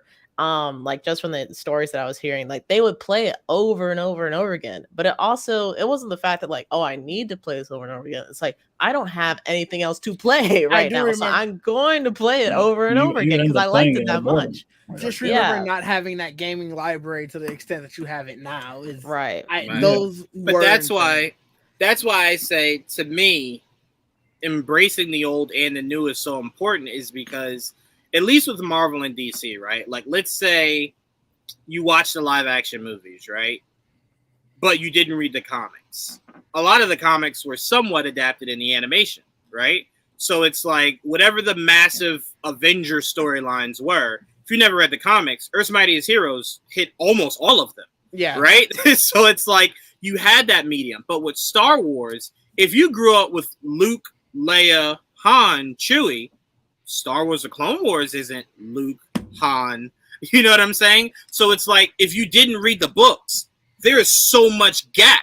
So it's like, to me, I don't mind filling in that gap. That's what I'm saying. Yeah. If I got a Luke show or a Luke animated series, I'm fine. I don't need another Skywalker saga movie. I could take an individual project that's about some of the legends that Luke went through, whether it's the heir of the Empire, whatever the case may be, right? So that's what I'm saying. Appreciating some of the old in a smaller medium and embracing a lot of the new in the larger medium, to me, I feel as though covers everything. And then you have the gaps that games like Jedi Survivor are, right? Jedi Survivor is smack dab in the middle of that, right? So it's like you can kind of capture the beginning, middle, and end all at once, essentially. So that's why I'm like, I like the continuous motion that Star Wars could be going in, that I believe would kind of adhere to everybody, rather than you have people that don't like the old, people that don't like the new. And that's why I said the fan base is so divided. And that's where Star Wars is fucking up. Because unlike Marvel, it's just people who care, people who don't care. There isn't people who like it, people who don't like it. It's just people who care, people who don't care. Because there's a lot of Marvel movies that I don't like, but I care because it's part of an overarching story, right? Star Wars is never... Well, let me not say never. It sometimes, to some people, isn't a straight line, even though it is very much just a straight line. So for me... It is and it isn't. Right, that's what I'm saying. It is and it isn't, right? Because especially when nowadays people can decide what's canon, what's not canon, bring back in canon. Like, it gets muddied. But for me, like I said, Star Wars, I believe, has divided itself. Kathleen has not made things any easier. But that's why you need to find an identity and stick to it. A lot of people were very refreshed when The Mandalorian came out because it was just something different, right? It's why Rogue One is looked at so special. It's why, this first season of Mando is looked at so special. It's why the first Cal Kestis game is looked at so special. It's different, right? So that's why I said, Didge, I agreed with you 50% because you are right. You can't keep living only in the past. You have to chart forward. But I believe you don't have to forget the past completely. But Didge, I pass it to you to end this out. I mean, it's like I was saying earlier. For a lot of Star Wars fans, there's 67 years. I did the math. Mm-hmm. There's literally 67 years that they think everything should be in. Now, we may have seen maybe 20 or so of those on film. Mm-hmm. And the other 45, 47 to be specific, through comics, video games, animation, books. I'm sure I'm forgetting something. But for a lot of people, and a lot of these Star Wars fans who are so like, oh, we need more of this because we haven't seen it. And it's not Juwan, because obviously Juwan has talked at length. But for a lot of them, it's, well, it didn't exist. It didn't exist because it wasn't live action. And I think that's sort of where what I was talking about earlier, and what a lot of the sentiment always comes, is that other mediums are legit in their own right. A comic book is still an extension of the universe. A book is still an extension of the universe. But when you only boil it down to, it needs to be live action for me to feel like it's canon, or for me to feel like it's necessary, you lose so much, because you do lose great stories that way. Not every story will translate well from a book to a movie to a TV show. Not every story will translate well from a game to a TV show. As much as we want it to, it just isn't the case. Some stories are best told in the medium that they're told. So that's where I sort of go with, Star Wars needs to sort of look beyond those 67 years, because those stories have been told. I get wanting the adaptation. I'm not necessarily even saying you don't tap into that well every now and then, but I don't think that should be your main focus at all. There's the James Mangold, it's James Mangold, right? It's his 20,000 years before the Skywalker saga. 25,000, I think. 25,000 years. So you're looking, if you're saying that your universe starts 25,000 years ago, that's a well of stories that you can tell in whatever medium you want it to be. You're looking at this Rey series that's going 15 years after the last one, the Rey movie. Right. Again, you have so much more you can tell outside of that. This universe is huge. It's the entire galaxy. Mm-hmm. Let's stop sticking with this one or two or three families, and let's tell some of the things that really go around it. Because if your whole idea is that you want your universe to be tied to them, call it the Skywalker universe or something. It's just, there's so much more. And the other thing with it, I was telling you earlier, everything else can have a canon and non-canon that works. Why don't Star Wars fans feel like it can't be that here? Because, and I know this from being in numerous chats about it, is because it seems like all the really good shit, they just said, that's not canon. And they keep some of the shit that works. But it's like, for example, I think all of us, Jamie, you included, would be 100% okay if Starkiller was canon.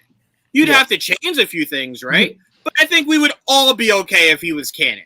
I don't understand why he can't be canon. So I think where it kind of gets frustrating is that, okay, you know what? I'm sorry. Let me boil it down to this. Kevin Feige in the MCU does not adapt direct comic adaptations, right? He tells you it's loosely based. Star Wars has never done that. It never adapts anything from a specific book or loosely adapts from a specific book. But you book. don't think the pulling what they like is that loose adaptation? Like you if we're saying that they pull what they like to bring it into canon, that's almost what everything does when they're saying we're this storyline, we're the official storyline. Okay, so what I meant more specifically was the Batman is not a direct adaptation of The Long Halloween. Right. But it pulls from a lot narratively from that comic, which makes it the true definition of a very loose adaptation. Star Wars doesn't even do that, because if you told me you were giving me Malgus, right? But it's not the exact story around Malgus, I can say, all right, well, you're loosely adapting that. I could live with that. Or if you did like Starkiller adjacent, right? I could live with that. But for you to say that those characters are just not canon is where it kind of goes, well, why? Those are like some of the better characters that, especially when you say you want to get out of Skywalker. Well, Malgus is out of Skywalker. Revan is out of Skywalker. But they haven't touched that era. So that no, they haven't. But I'm just using examples of if you want to utilize it. But I mean, there are characters though that purely show up in non-canon stuff, and I guess it's one of those things where, like I said, it works in so many other mediums, and this could just be the anime fan of me who's thinking about all of the different filler episodes, who's thinking about all of the OVAs, where there are characters that are stuff that show up that are really cool, but they don't tie to the main storyline, and it's accepted so well. But it just seems like for a certain subset of fans, and I hate that because they're so vocal, they make themselves seem larger. But it just seems like for a certain subset of fans that can't be the case here.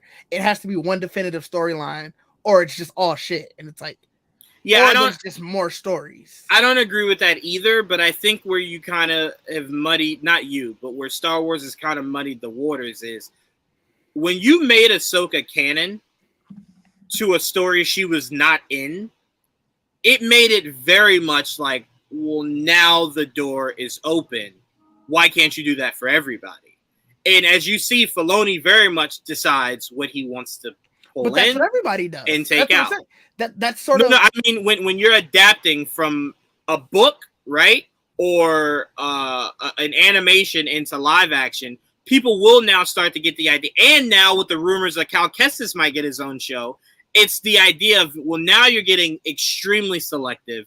And the fan base is going, well, why can't this be a narrative for everything? Why is it cherry picking? Like, you brought Boba back and literally no one was asking for Boba back. It was like 30 years. And you just randomly, you brought Darth Maul back when all of us were okay when he died at the bottom of that pit, but it worked. And then you made that canon, right? So then it's just like, well, now when you watch the Kenobi series, you're going to get people that say, well, why now can't Darth Maul be in that? But like you said, you don't need to do it. But now to them, it's like, well, the door's been open. You brought him back not only for Clone Wars, you brought him back for Rebels. So it's like they want it now in live action. So it does become Star Wars, I believe, Didge, to your point, makes most of their own problems. And that's where I think it lies at, is that they create a lot of their own issues. And then again, it divides the fan base. I don't believe that the fan base you're speaking of is louder or right. I just think the problem is that the fan base is so divided that I believe the people who feel like you just don't care anymore, so they don't voice it because they just don't care anymore, right? Because it's become somewhat diluted. And I think they're just the only voice you hear. You know what I'm saying? I think that's what Star Wars has become, and that's why it seems so toxic with Star Wars, is that you're not getting left versus right. I think left doesn't care anymore, and right is just they're talking amongst themselves, right? So I think that's the true problem with Star Wars. And I think if they could just find an identity, and that, like you said, the old should not be the focus. I've agreed with you there. The new should be the focus. I just don't think doing the old, essentially like an Elseworld kind of property, is detrimental to Star Wars at all. As long as you're making it clear your focus is treading forward. But you don't mind dabbling in a Vader series. You don't mind dabbling in a Book of Boba. You know what I'm saying? As long as you do it like that, I don't think there should be any issue. But the issue comes where it seems like we're on the front of your Vanity Fair, it's Kenobi, Mando, Ahsoka, and Andor. And it's like, well, I'm very confused. None of these should be the future of Star Wars. But I don't think they were. I guess that comes with the hyper online now. Now we're going into a whole different territory of, at some, they're still just trying to sell their show. They're like that Vanity Fair thing. But when you do that, the question then becomes, when at what point do you promote who is now or what is now the face of your franchise going forward? It's been the Skywalker saga. All of those shows were on at that time. So that Vanity Fair, like something like that. I mean, that is true, but they do have to answer that question at some point. Marvel is answering that question right now. James Gunn is creating that answer right now. But Marvel, very clearly, you see where all the new Avengers are scattered at. That's more. So once they like Star Wars is gonna be everywhere. It's not gonna be in one. So as you saw, the giant timeline from like 25,000 years before to I get you, It's just, but it's too again, broad. your face has to be something It going could be forward. multiple things. But I I feel like that's Should what be they're trying. Ray is what I it feel should like- be. but I That feel should like be that's what they're you trying chart to going establish. forward. But I Right. think that's what One they're of trying the to faces. establish.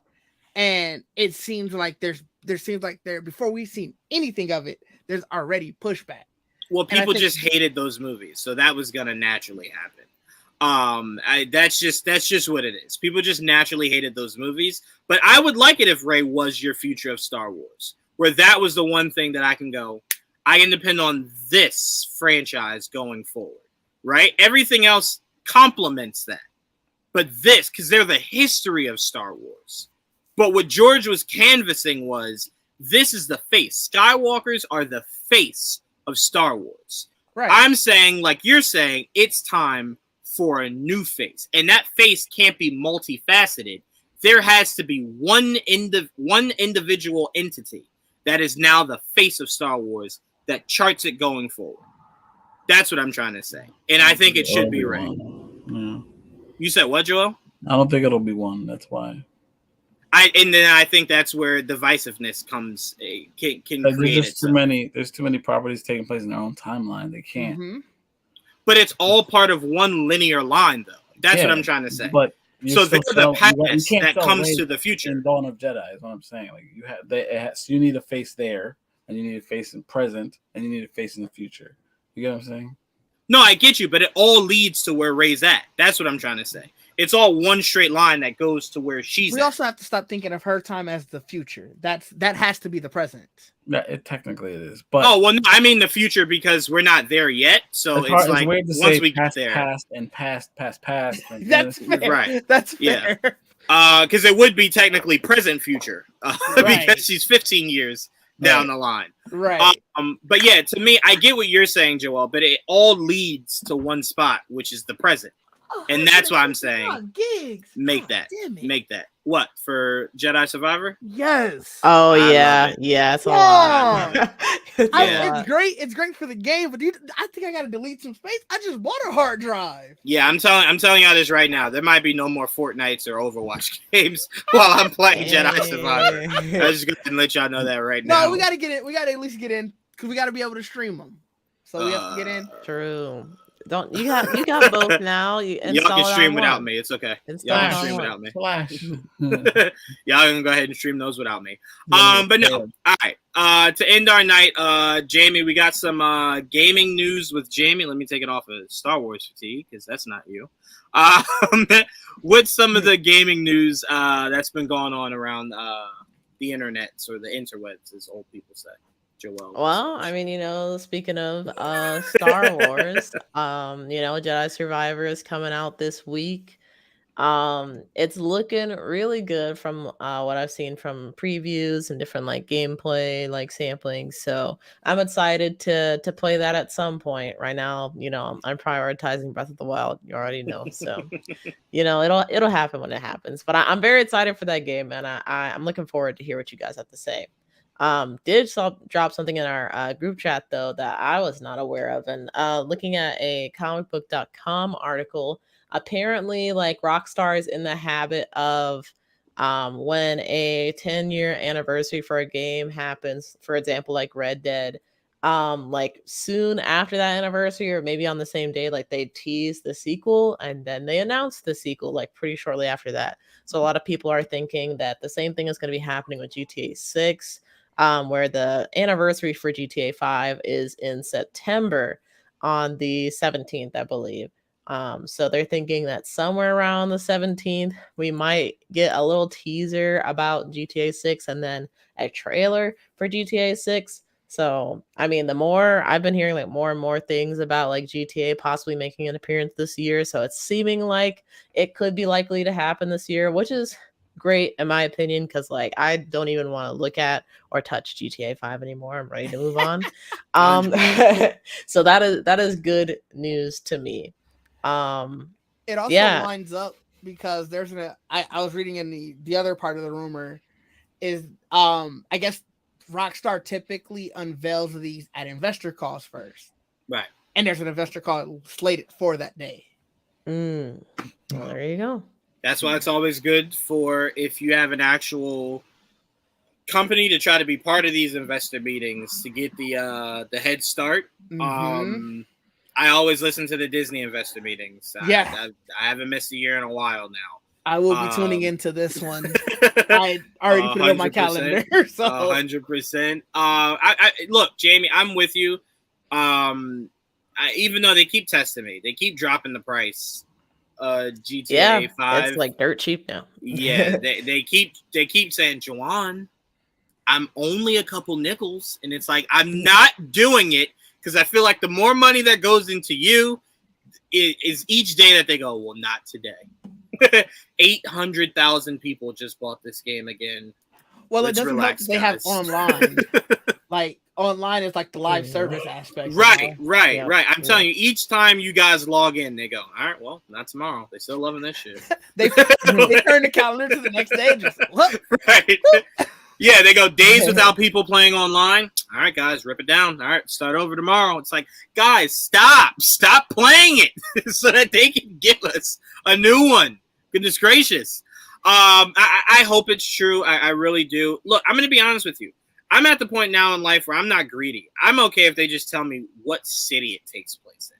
I'd be okay. Just so I could just rack my head around like, all right, they're going to do this city. How's it going to look? How big is this city going to be? Like, I'm okay with just that to nibble on. Just some information, And they're also like, there was rumors that the protagonist will be a woman this time around, so that would also be interesting to hear about. I know there was a lot of like man babies out there like, no, I don't want to play as a woman, but outside of those people, I'm like, I would be very interested 100%. to hear that news. I mean, either way it goes, like I would be interested to learn more about GTA 6, but especially if it was like female protagonist, because they haven't done that ever, I don't think. No, so it'd be a first. No, they've usually have gone with. I know. Well, I'm only speaking of my favorite one was Tony, but yeah, it's usually always just white guys minus San Andreas, and then of course one of the choices you have in GTA 5 for Franklin, right? So I'm like, yeah, make it a woman. Sure. I mean, to me, I would love for it to always address itself like Saints Row, where you have the option. You're going to be male or female. Yeah. Or have it like GTA 5, where it's between a male and a female. You can go back and forth. Like, you can swap between the two. Mm-hmm. I wouldn't have a problem with that, because I really enjoyed that idea, because it expands the game. That's why I say you can't say you beat GTA in a day. That's not the kind of game that is. Because it's like, all right, well, you finish as Franklin? It's like, yeah, man. This was so much fun. It's like, bro, no. Did you do Michael at all? like there's two other people, and their stories intertwined. Like, no, there's no way you're done. Like, go finish the actual game. So I do hope it's true. I do hope for another Red Dead Redemption. We're running out of time where horses are a thing, so I don't know how many more games they can give us a Red Dead. Because at some point it just becomes Grand Theft Auto, right? So I'm like, maybe where you could spice things up with Red Dead is making that character, that lead, a female, right? Just something that's different, right? Or younger, where you're growing throughout the game, where you're like 16 to 18 and you're growing throughout the game. Just something that changes it up. It could be within the same timeline, not close, but not drastically far, like it was from 1 to 2. But that game, I believe, and I might be alone here, I believe it's head over heels better than Grand Theft Auto. You are alone from... Well, Red Dead Redemption 1 and 2 are vastly better than any Grand Theft Auto game. I'm sorry. I love those stories with my whole heart. Those stories are great. I'm not with you on there. But I can't do on that. So wait. Let me ask you two. We're not going to stay here long. Let me ask you two. What do you prefer about... Because only you two have actually played storyline-wise, both. What do you prefer? I've actually never played Red Dead. Oh, you've never played Red Dead? No. So where was that coming from? Because I've seen what are you basing it off of? I've seen the story of 2. That story gets too dry. Yeah, but time out. Hold on. When it comes to games, you can't just judge off a story. You had to have also played it.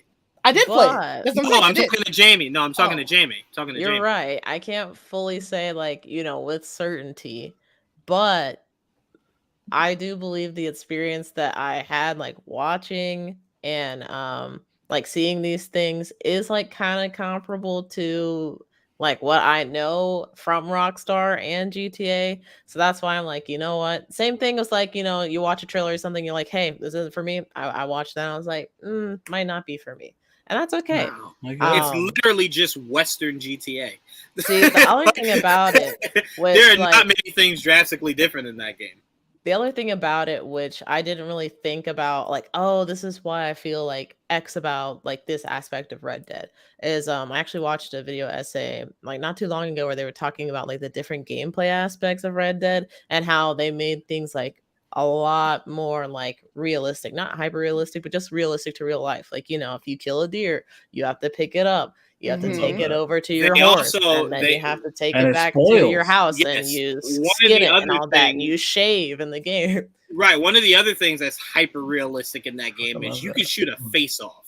You can't do that in GTA. Alright. In Red Dead, you can take your shotgun and shoot a face and a head clean off a shoulder. It was staggering when I saw that because like you're so used to GTA, like double tapping somebody and it does nothing; it's just blood, right? I did that shit once in Red Dead Redemption 2. A whole head came off. I said, "Oh, this is different. It This is is awesome. wild." Like I don't know. Like I said, it is a preference thing. So there's no right or wrong answers. I was just curious. No. Didge, Right. what's the separation for you? The story in Red Dead, especially 2, Mhm. I'd probably have to go back to 1 to play it again. I haven't played that in years. But 2, Have you played Nightmare? yeah, I love I've played Nightmare. all of it. Okay. It's just the story in 2 got so dry. Yeah. Like agree. midway through it, it was just a little too much. I Like, kind of You hated know what? Dutch. You know what? I'll give You're you supposed that to hate because Dutch. I'll at least say this. Yeah, at but least in Arthur's GTA 5, Arthur because was they're awesome. equally You long, rolled with right? him. yeah, But at Red least in Dead felt GTA longer. 5, it feels more obviously it's more modern, but like it just feels like there's more you could do. So like it's always fresh.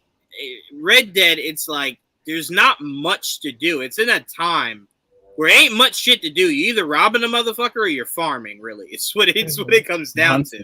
But or That's what I'm hunting, right? saying, Or like, hunting, right? the big pull for that game was really how immersive it was. Like I said, you Yes. can literally you could shave, like he And got them bears are big as shit. tuberculosis. Yeah. Yeah, Like them who bears are big as who do you shit know that in a game. game that gets an illness in the video game, Oh, and and you you got die from it. tuberculosis. Right, Right. yeah, he Oregon got Trail. When I was tuberculosis. 5 years old, I played Oregon Trail. You die from that shit. Yeah.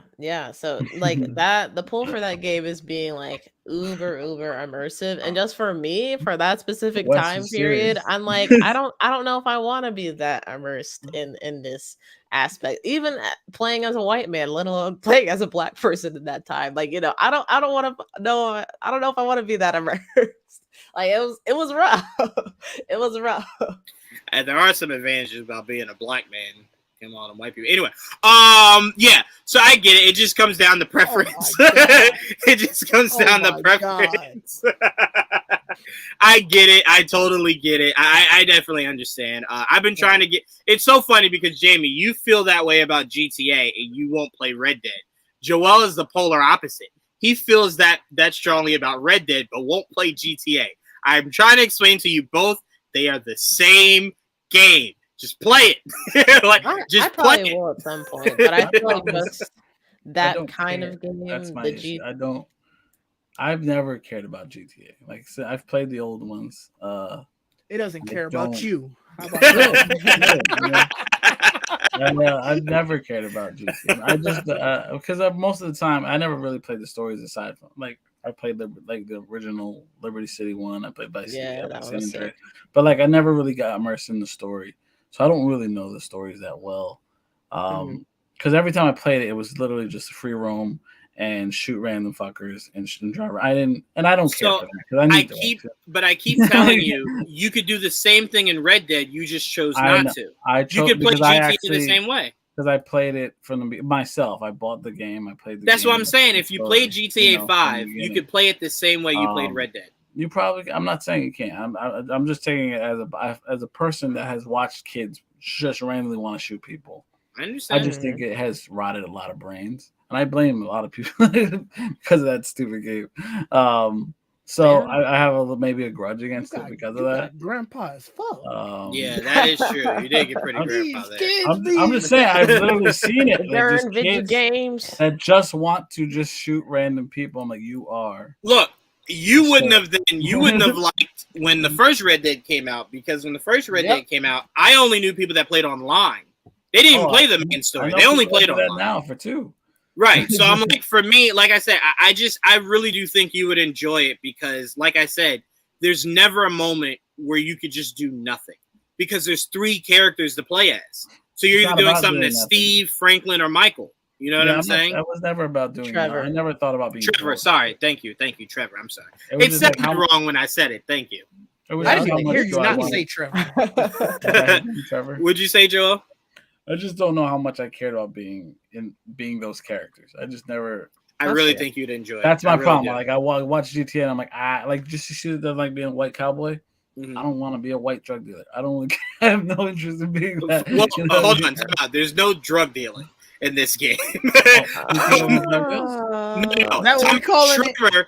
Trevor is essentially like a meth head, yes.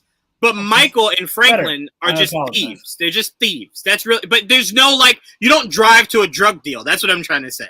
The game is just about 3 thieves. They're essentially thieves. They're bank robbers. You ain't play online enough. So, man. same thing. Oh, no, online is different, but Joel wouldn't play that. That main story is just about 3 bank robbers, essentially. That's Then really let me tell the ya, height of that game, is that you're bank robbers. That's really what it online. is. You have damn near a full. Online's drug different, but again, enforcement. I'm not selling online to Joel. I'm selling the main story, and the main story is about the main story is just about it's just about ex bank robbers, coming back into the heyday of their passion, which is robbing banks.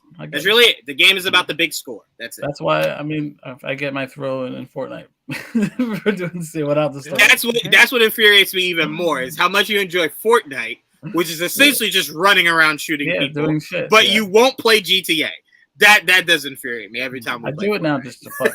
It's like I just drive around, shoot people. Oh, But that's what it is. That's what that game is. It's really it's a battle royale, they call it. Yeah. Yeah. And that's kind of how people treat GTA. It's like just a giant battle royale. Yeah, a little bit. Well, I mean, I'd say where GTA ruined itself is when cheat codes were a thing. Essentially, you would want to just do cheat codes and drive the fastest cars. Basically, fuck with That the was police always the the case whole with time. GTA. That is true. It was I think I'm thinking back to when it was just a car. When it was just the car. Oh, just like literally the first GTA. Literally the first GTA. Yeah, because you had a small little guy that can come out of the car. Yeah. But as far as Jedi Survivor, I am very excited for that. For people out there, if you pre-ordered it, I do believe they allowed you as of today to begin your download. Excuse me. And I think you even have early access too today. No, I wouldn't be here. Really? I tried. They had it. Well, did they at least allow you to download it? No, I wouldn't be here. I think they said that you could do early download. You couldn't play it maybe, but you could do early download. You could probably preload it. Yeah, you could probably preload it. But I think you could preload it. Yeah, that's what I'm thinking then. You don't gotta wait. Is that what it is? Right. Yeah, so once 3 a.m. or midnight, whatever it is, hits, you can then. It's already installed. Now you're on. I did that shit with Hogwarts Legacy. I called out of work that day.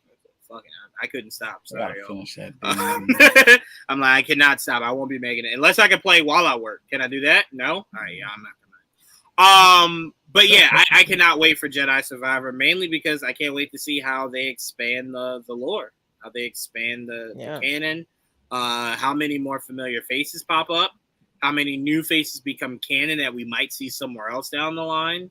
There's a lot that I'm very much looking forward to. By the way, preload doesn't start till midnight. That's stupid. East Coast? Okay, I mean that's only 30 well, minutes it's 9 Pacific. So what's that? 11. That's 11 for me. So midnight for you guys. Yeah. Okay, that makes sense. Bang bang. Was there any other gaming news, Jamie? Last thing, X Defiant beta happened over the course of this past couple of weeks. Did not get to try it. I tried a couple days in a row. Didn't happen. It's basically Ubisoft all-star shooter. Well, at least that's the way that's being described, even though like there's no assassin's class or anything, but there are classes describing some of the other franchises that they have. From what I've seen, like the reviews, or not reviews, the first impressions have been like pretty middling. Like, oh, it's not a bad game. It's all right. Well, I played it for like 5 minutes. It's a game. Yeah.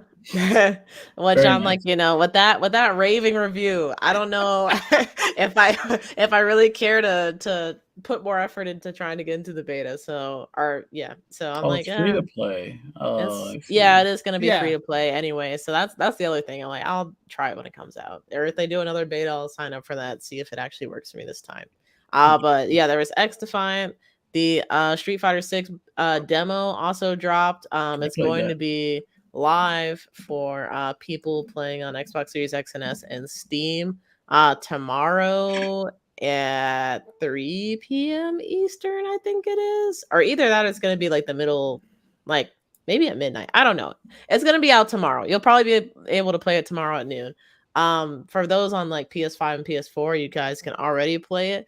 And as someone who has played the demo already, like it just reaffirmed, like, yeah, I really like this game. It's a lot of fun. It's I also pretty. found out I was using the wrong control scheme. I was using the one that like freaking the pro That was players hard. use, and I'm like, no wonder I'm ass. So now I switched over to modern, and I'm like, this makes a lot more sense. Modern was Less hard. hard for me. I was so confused. I was like, "This is weird." Give me It is classic. like it's a lot less technical, but for me, I'm Way like, that's what I less. needed. I That's what don't I know how to use it needed. yet, so I gotta get used to it. But so I went back to classic. I was throwing fireballs. I don't even know how I did that. I was like, "What the fuck is going on?" It's weird. It's And it's a fun demo though. You get to create your own character, and then like Luke will kind of show you the ropes, and you what's pretty much becoming like the meme for Street Fighter right now is that you can walk up to anybody that's in the city, any civilian, and just fight them pretty much. Just beating up random people. So yeah, I definitely encourage people to check that out for those that have these platforms, especially if it's Xbox or PC. They'll be coming out tomorrow, so definitely check it out. Absolutely. Make sure you guys go check that out. I don't know which one of us for the channel will be streaming Jedi Survivor, but it will be streamed at some point. I think Trayvon's going to stream it because I don't think he cares about the story as much as I do. So I think Trayvon might stream the gameplay for you guys. And pretty sure he does. just know if I stream, you're going to sit through the story. I ain't skipping shit. I need to know every little ounce because it might pop up somewhere soon. So, sorry, it's happening, guys. The story for anything. So Nah, to me it depends. I mean, it definitely depends on the type. that's of game. why I play the If game. I'm playing if I'm playing Hitman, I don't really give a fuck about all the small shit that don't matter. I'm killing a motherfucker. Plan on paying Just attention. get me in there. Yeah, no. I've beaten every Hitman game I've played, and I've never done it by the way that they suggest ever. Like some of the times they're like, "Yo, just drop the lampshade down, and it'll kill dude." And I'll run up in there, shoot everybody, and then I'll walk by the lampshade. I'm like, "Oh, yeah, that does make more sense." Oh, well, he's very frustrating. Fuck it, yeah, fuck it. I don't care. You probably never played Metal Gear then. Oh fuck no, I can't. They would shame you for that. Like, boss, why are you killing civilians? What's going on? It's like, is this not the job? No. Oh, okay, my bad. I didn't see the cutscenes. I'm sorry. Metal Gear is so good. But no, so it'll definitely be something that'll be streamed. So look out for that. Jamie, let them know where they can find you, and the next time you'll be streaming. Yeah, you guys can find me at swiper_art on YouTube and Twitter, and swiper_prime on Twitch and YouTube as well. I'm working on a third channel. You know, I just want to collect them all. So yeah, that's what I got going on. We're streaming more Breath of the Wild. We might just I have 2 divine beasts left, and then I'm gonna go fight Ganondorf. And we might just fight those last 2 divine beasts this weekend. I don't know. We'll see. Oh boy. I was playing last night. It got very late. I made a mistake, but I cleared out a lot of the maps so that way I can teleport. So things will start to speed up here really quickly. So I'm excited to do it. Hopefully, if you guys are also excited for Tears of the Kingdom and one real recap, come over. Let's hang out. Absolutely. Make sure you guys notifications are on so you don't miss an episode. All right. Make sure you guys got that on lock. Didge, what you guys got going on, and where can we find you? Oh, you can find us everywhere at Geek Set Podcast. We're currently we'll be live this Friday. We do our bi-weekly live shows. So Friday at 7 Central. We're currently with Sway's Universe reviewing Demon Slayer right now. Jamie, did you watch the last episode? Oof. Yes. Great, yes. great. So, I didn't see all the people thirsting over that demon until I was on Twitter. It got crazy. They were wild. Yeah, it got crazy. yeah. But yeah, so we're recapping those. The first 2 episodes should be up. We're gonna actually be filming the 3rd episode review tomorrow. So that should be up shortly. Yeah, just keep up on there. I know obviously Juwan, you and I were talking about some stuff that we'll be doing moving forward. Mm-hmm. Stay on the lookout for that. But yeah, I'm on these internet streets. Come find me. Oh damn. It's like that Street Fighter. Threatening. Yeah, that sounds threatening. Same thing. Make sure you guys have notifications on so you don't miss anything from Geek Set. Joel, where can they find you? Here. No, like drop your addy. Drop your addy. Give them your actual address so they can come. They don't need to know all that. No, they want to come find you. You can find me at Joel_J27 on Instagram and Twitter, I believe, on both. So there you go. If you need me, find me there. If not, you didn't do a good job looking. It's also fair. Yep.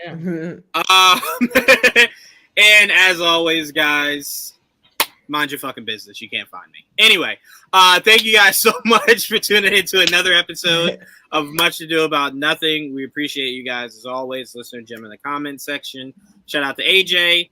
It was past his bedtime because he's 47. Shout out to Mike. Shout out to Trayvon. They'll probably be back next week. Don't worry, guys. And they're feuding. They got beef. They are. Yeah, they all have turf war beef. But anyway, make sure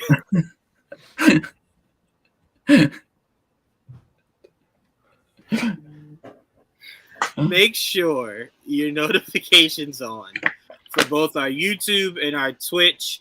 We do not plan when we stream on Twitch. We probably should, but we don't.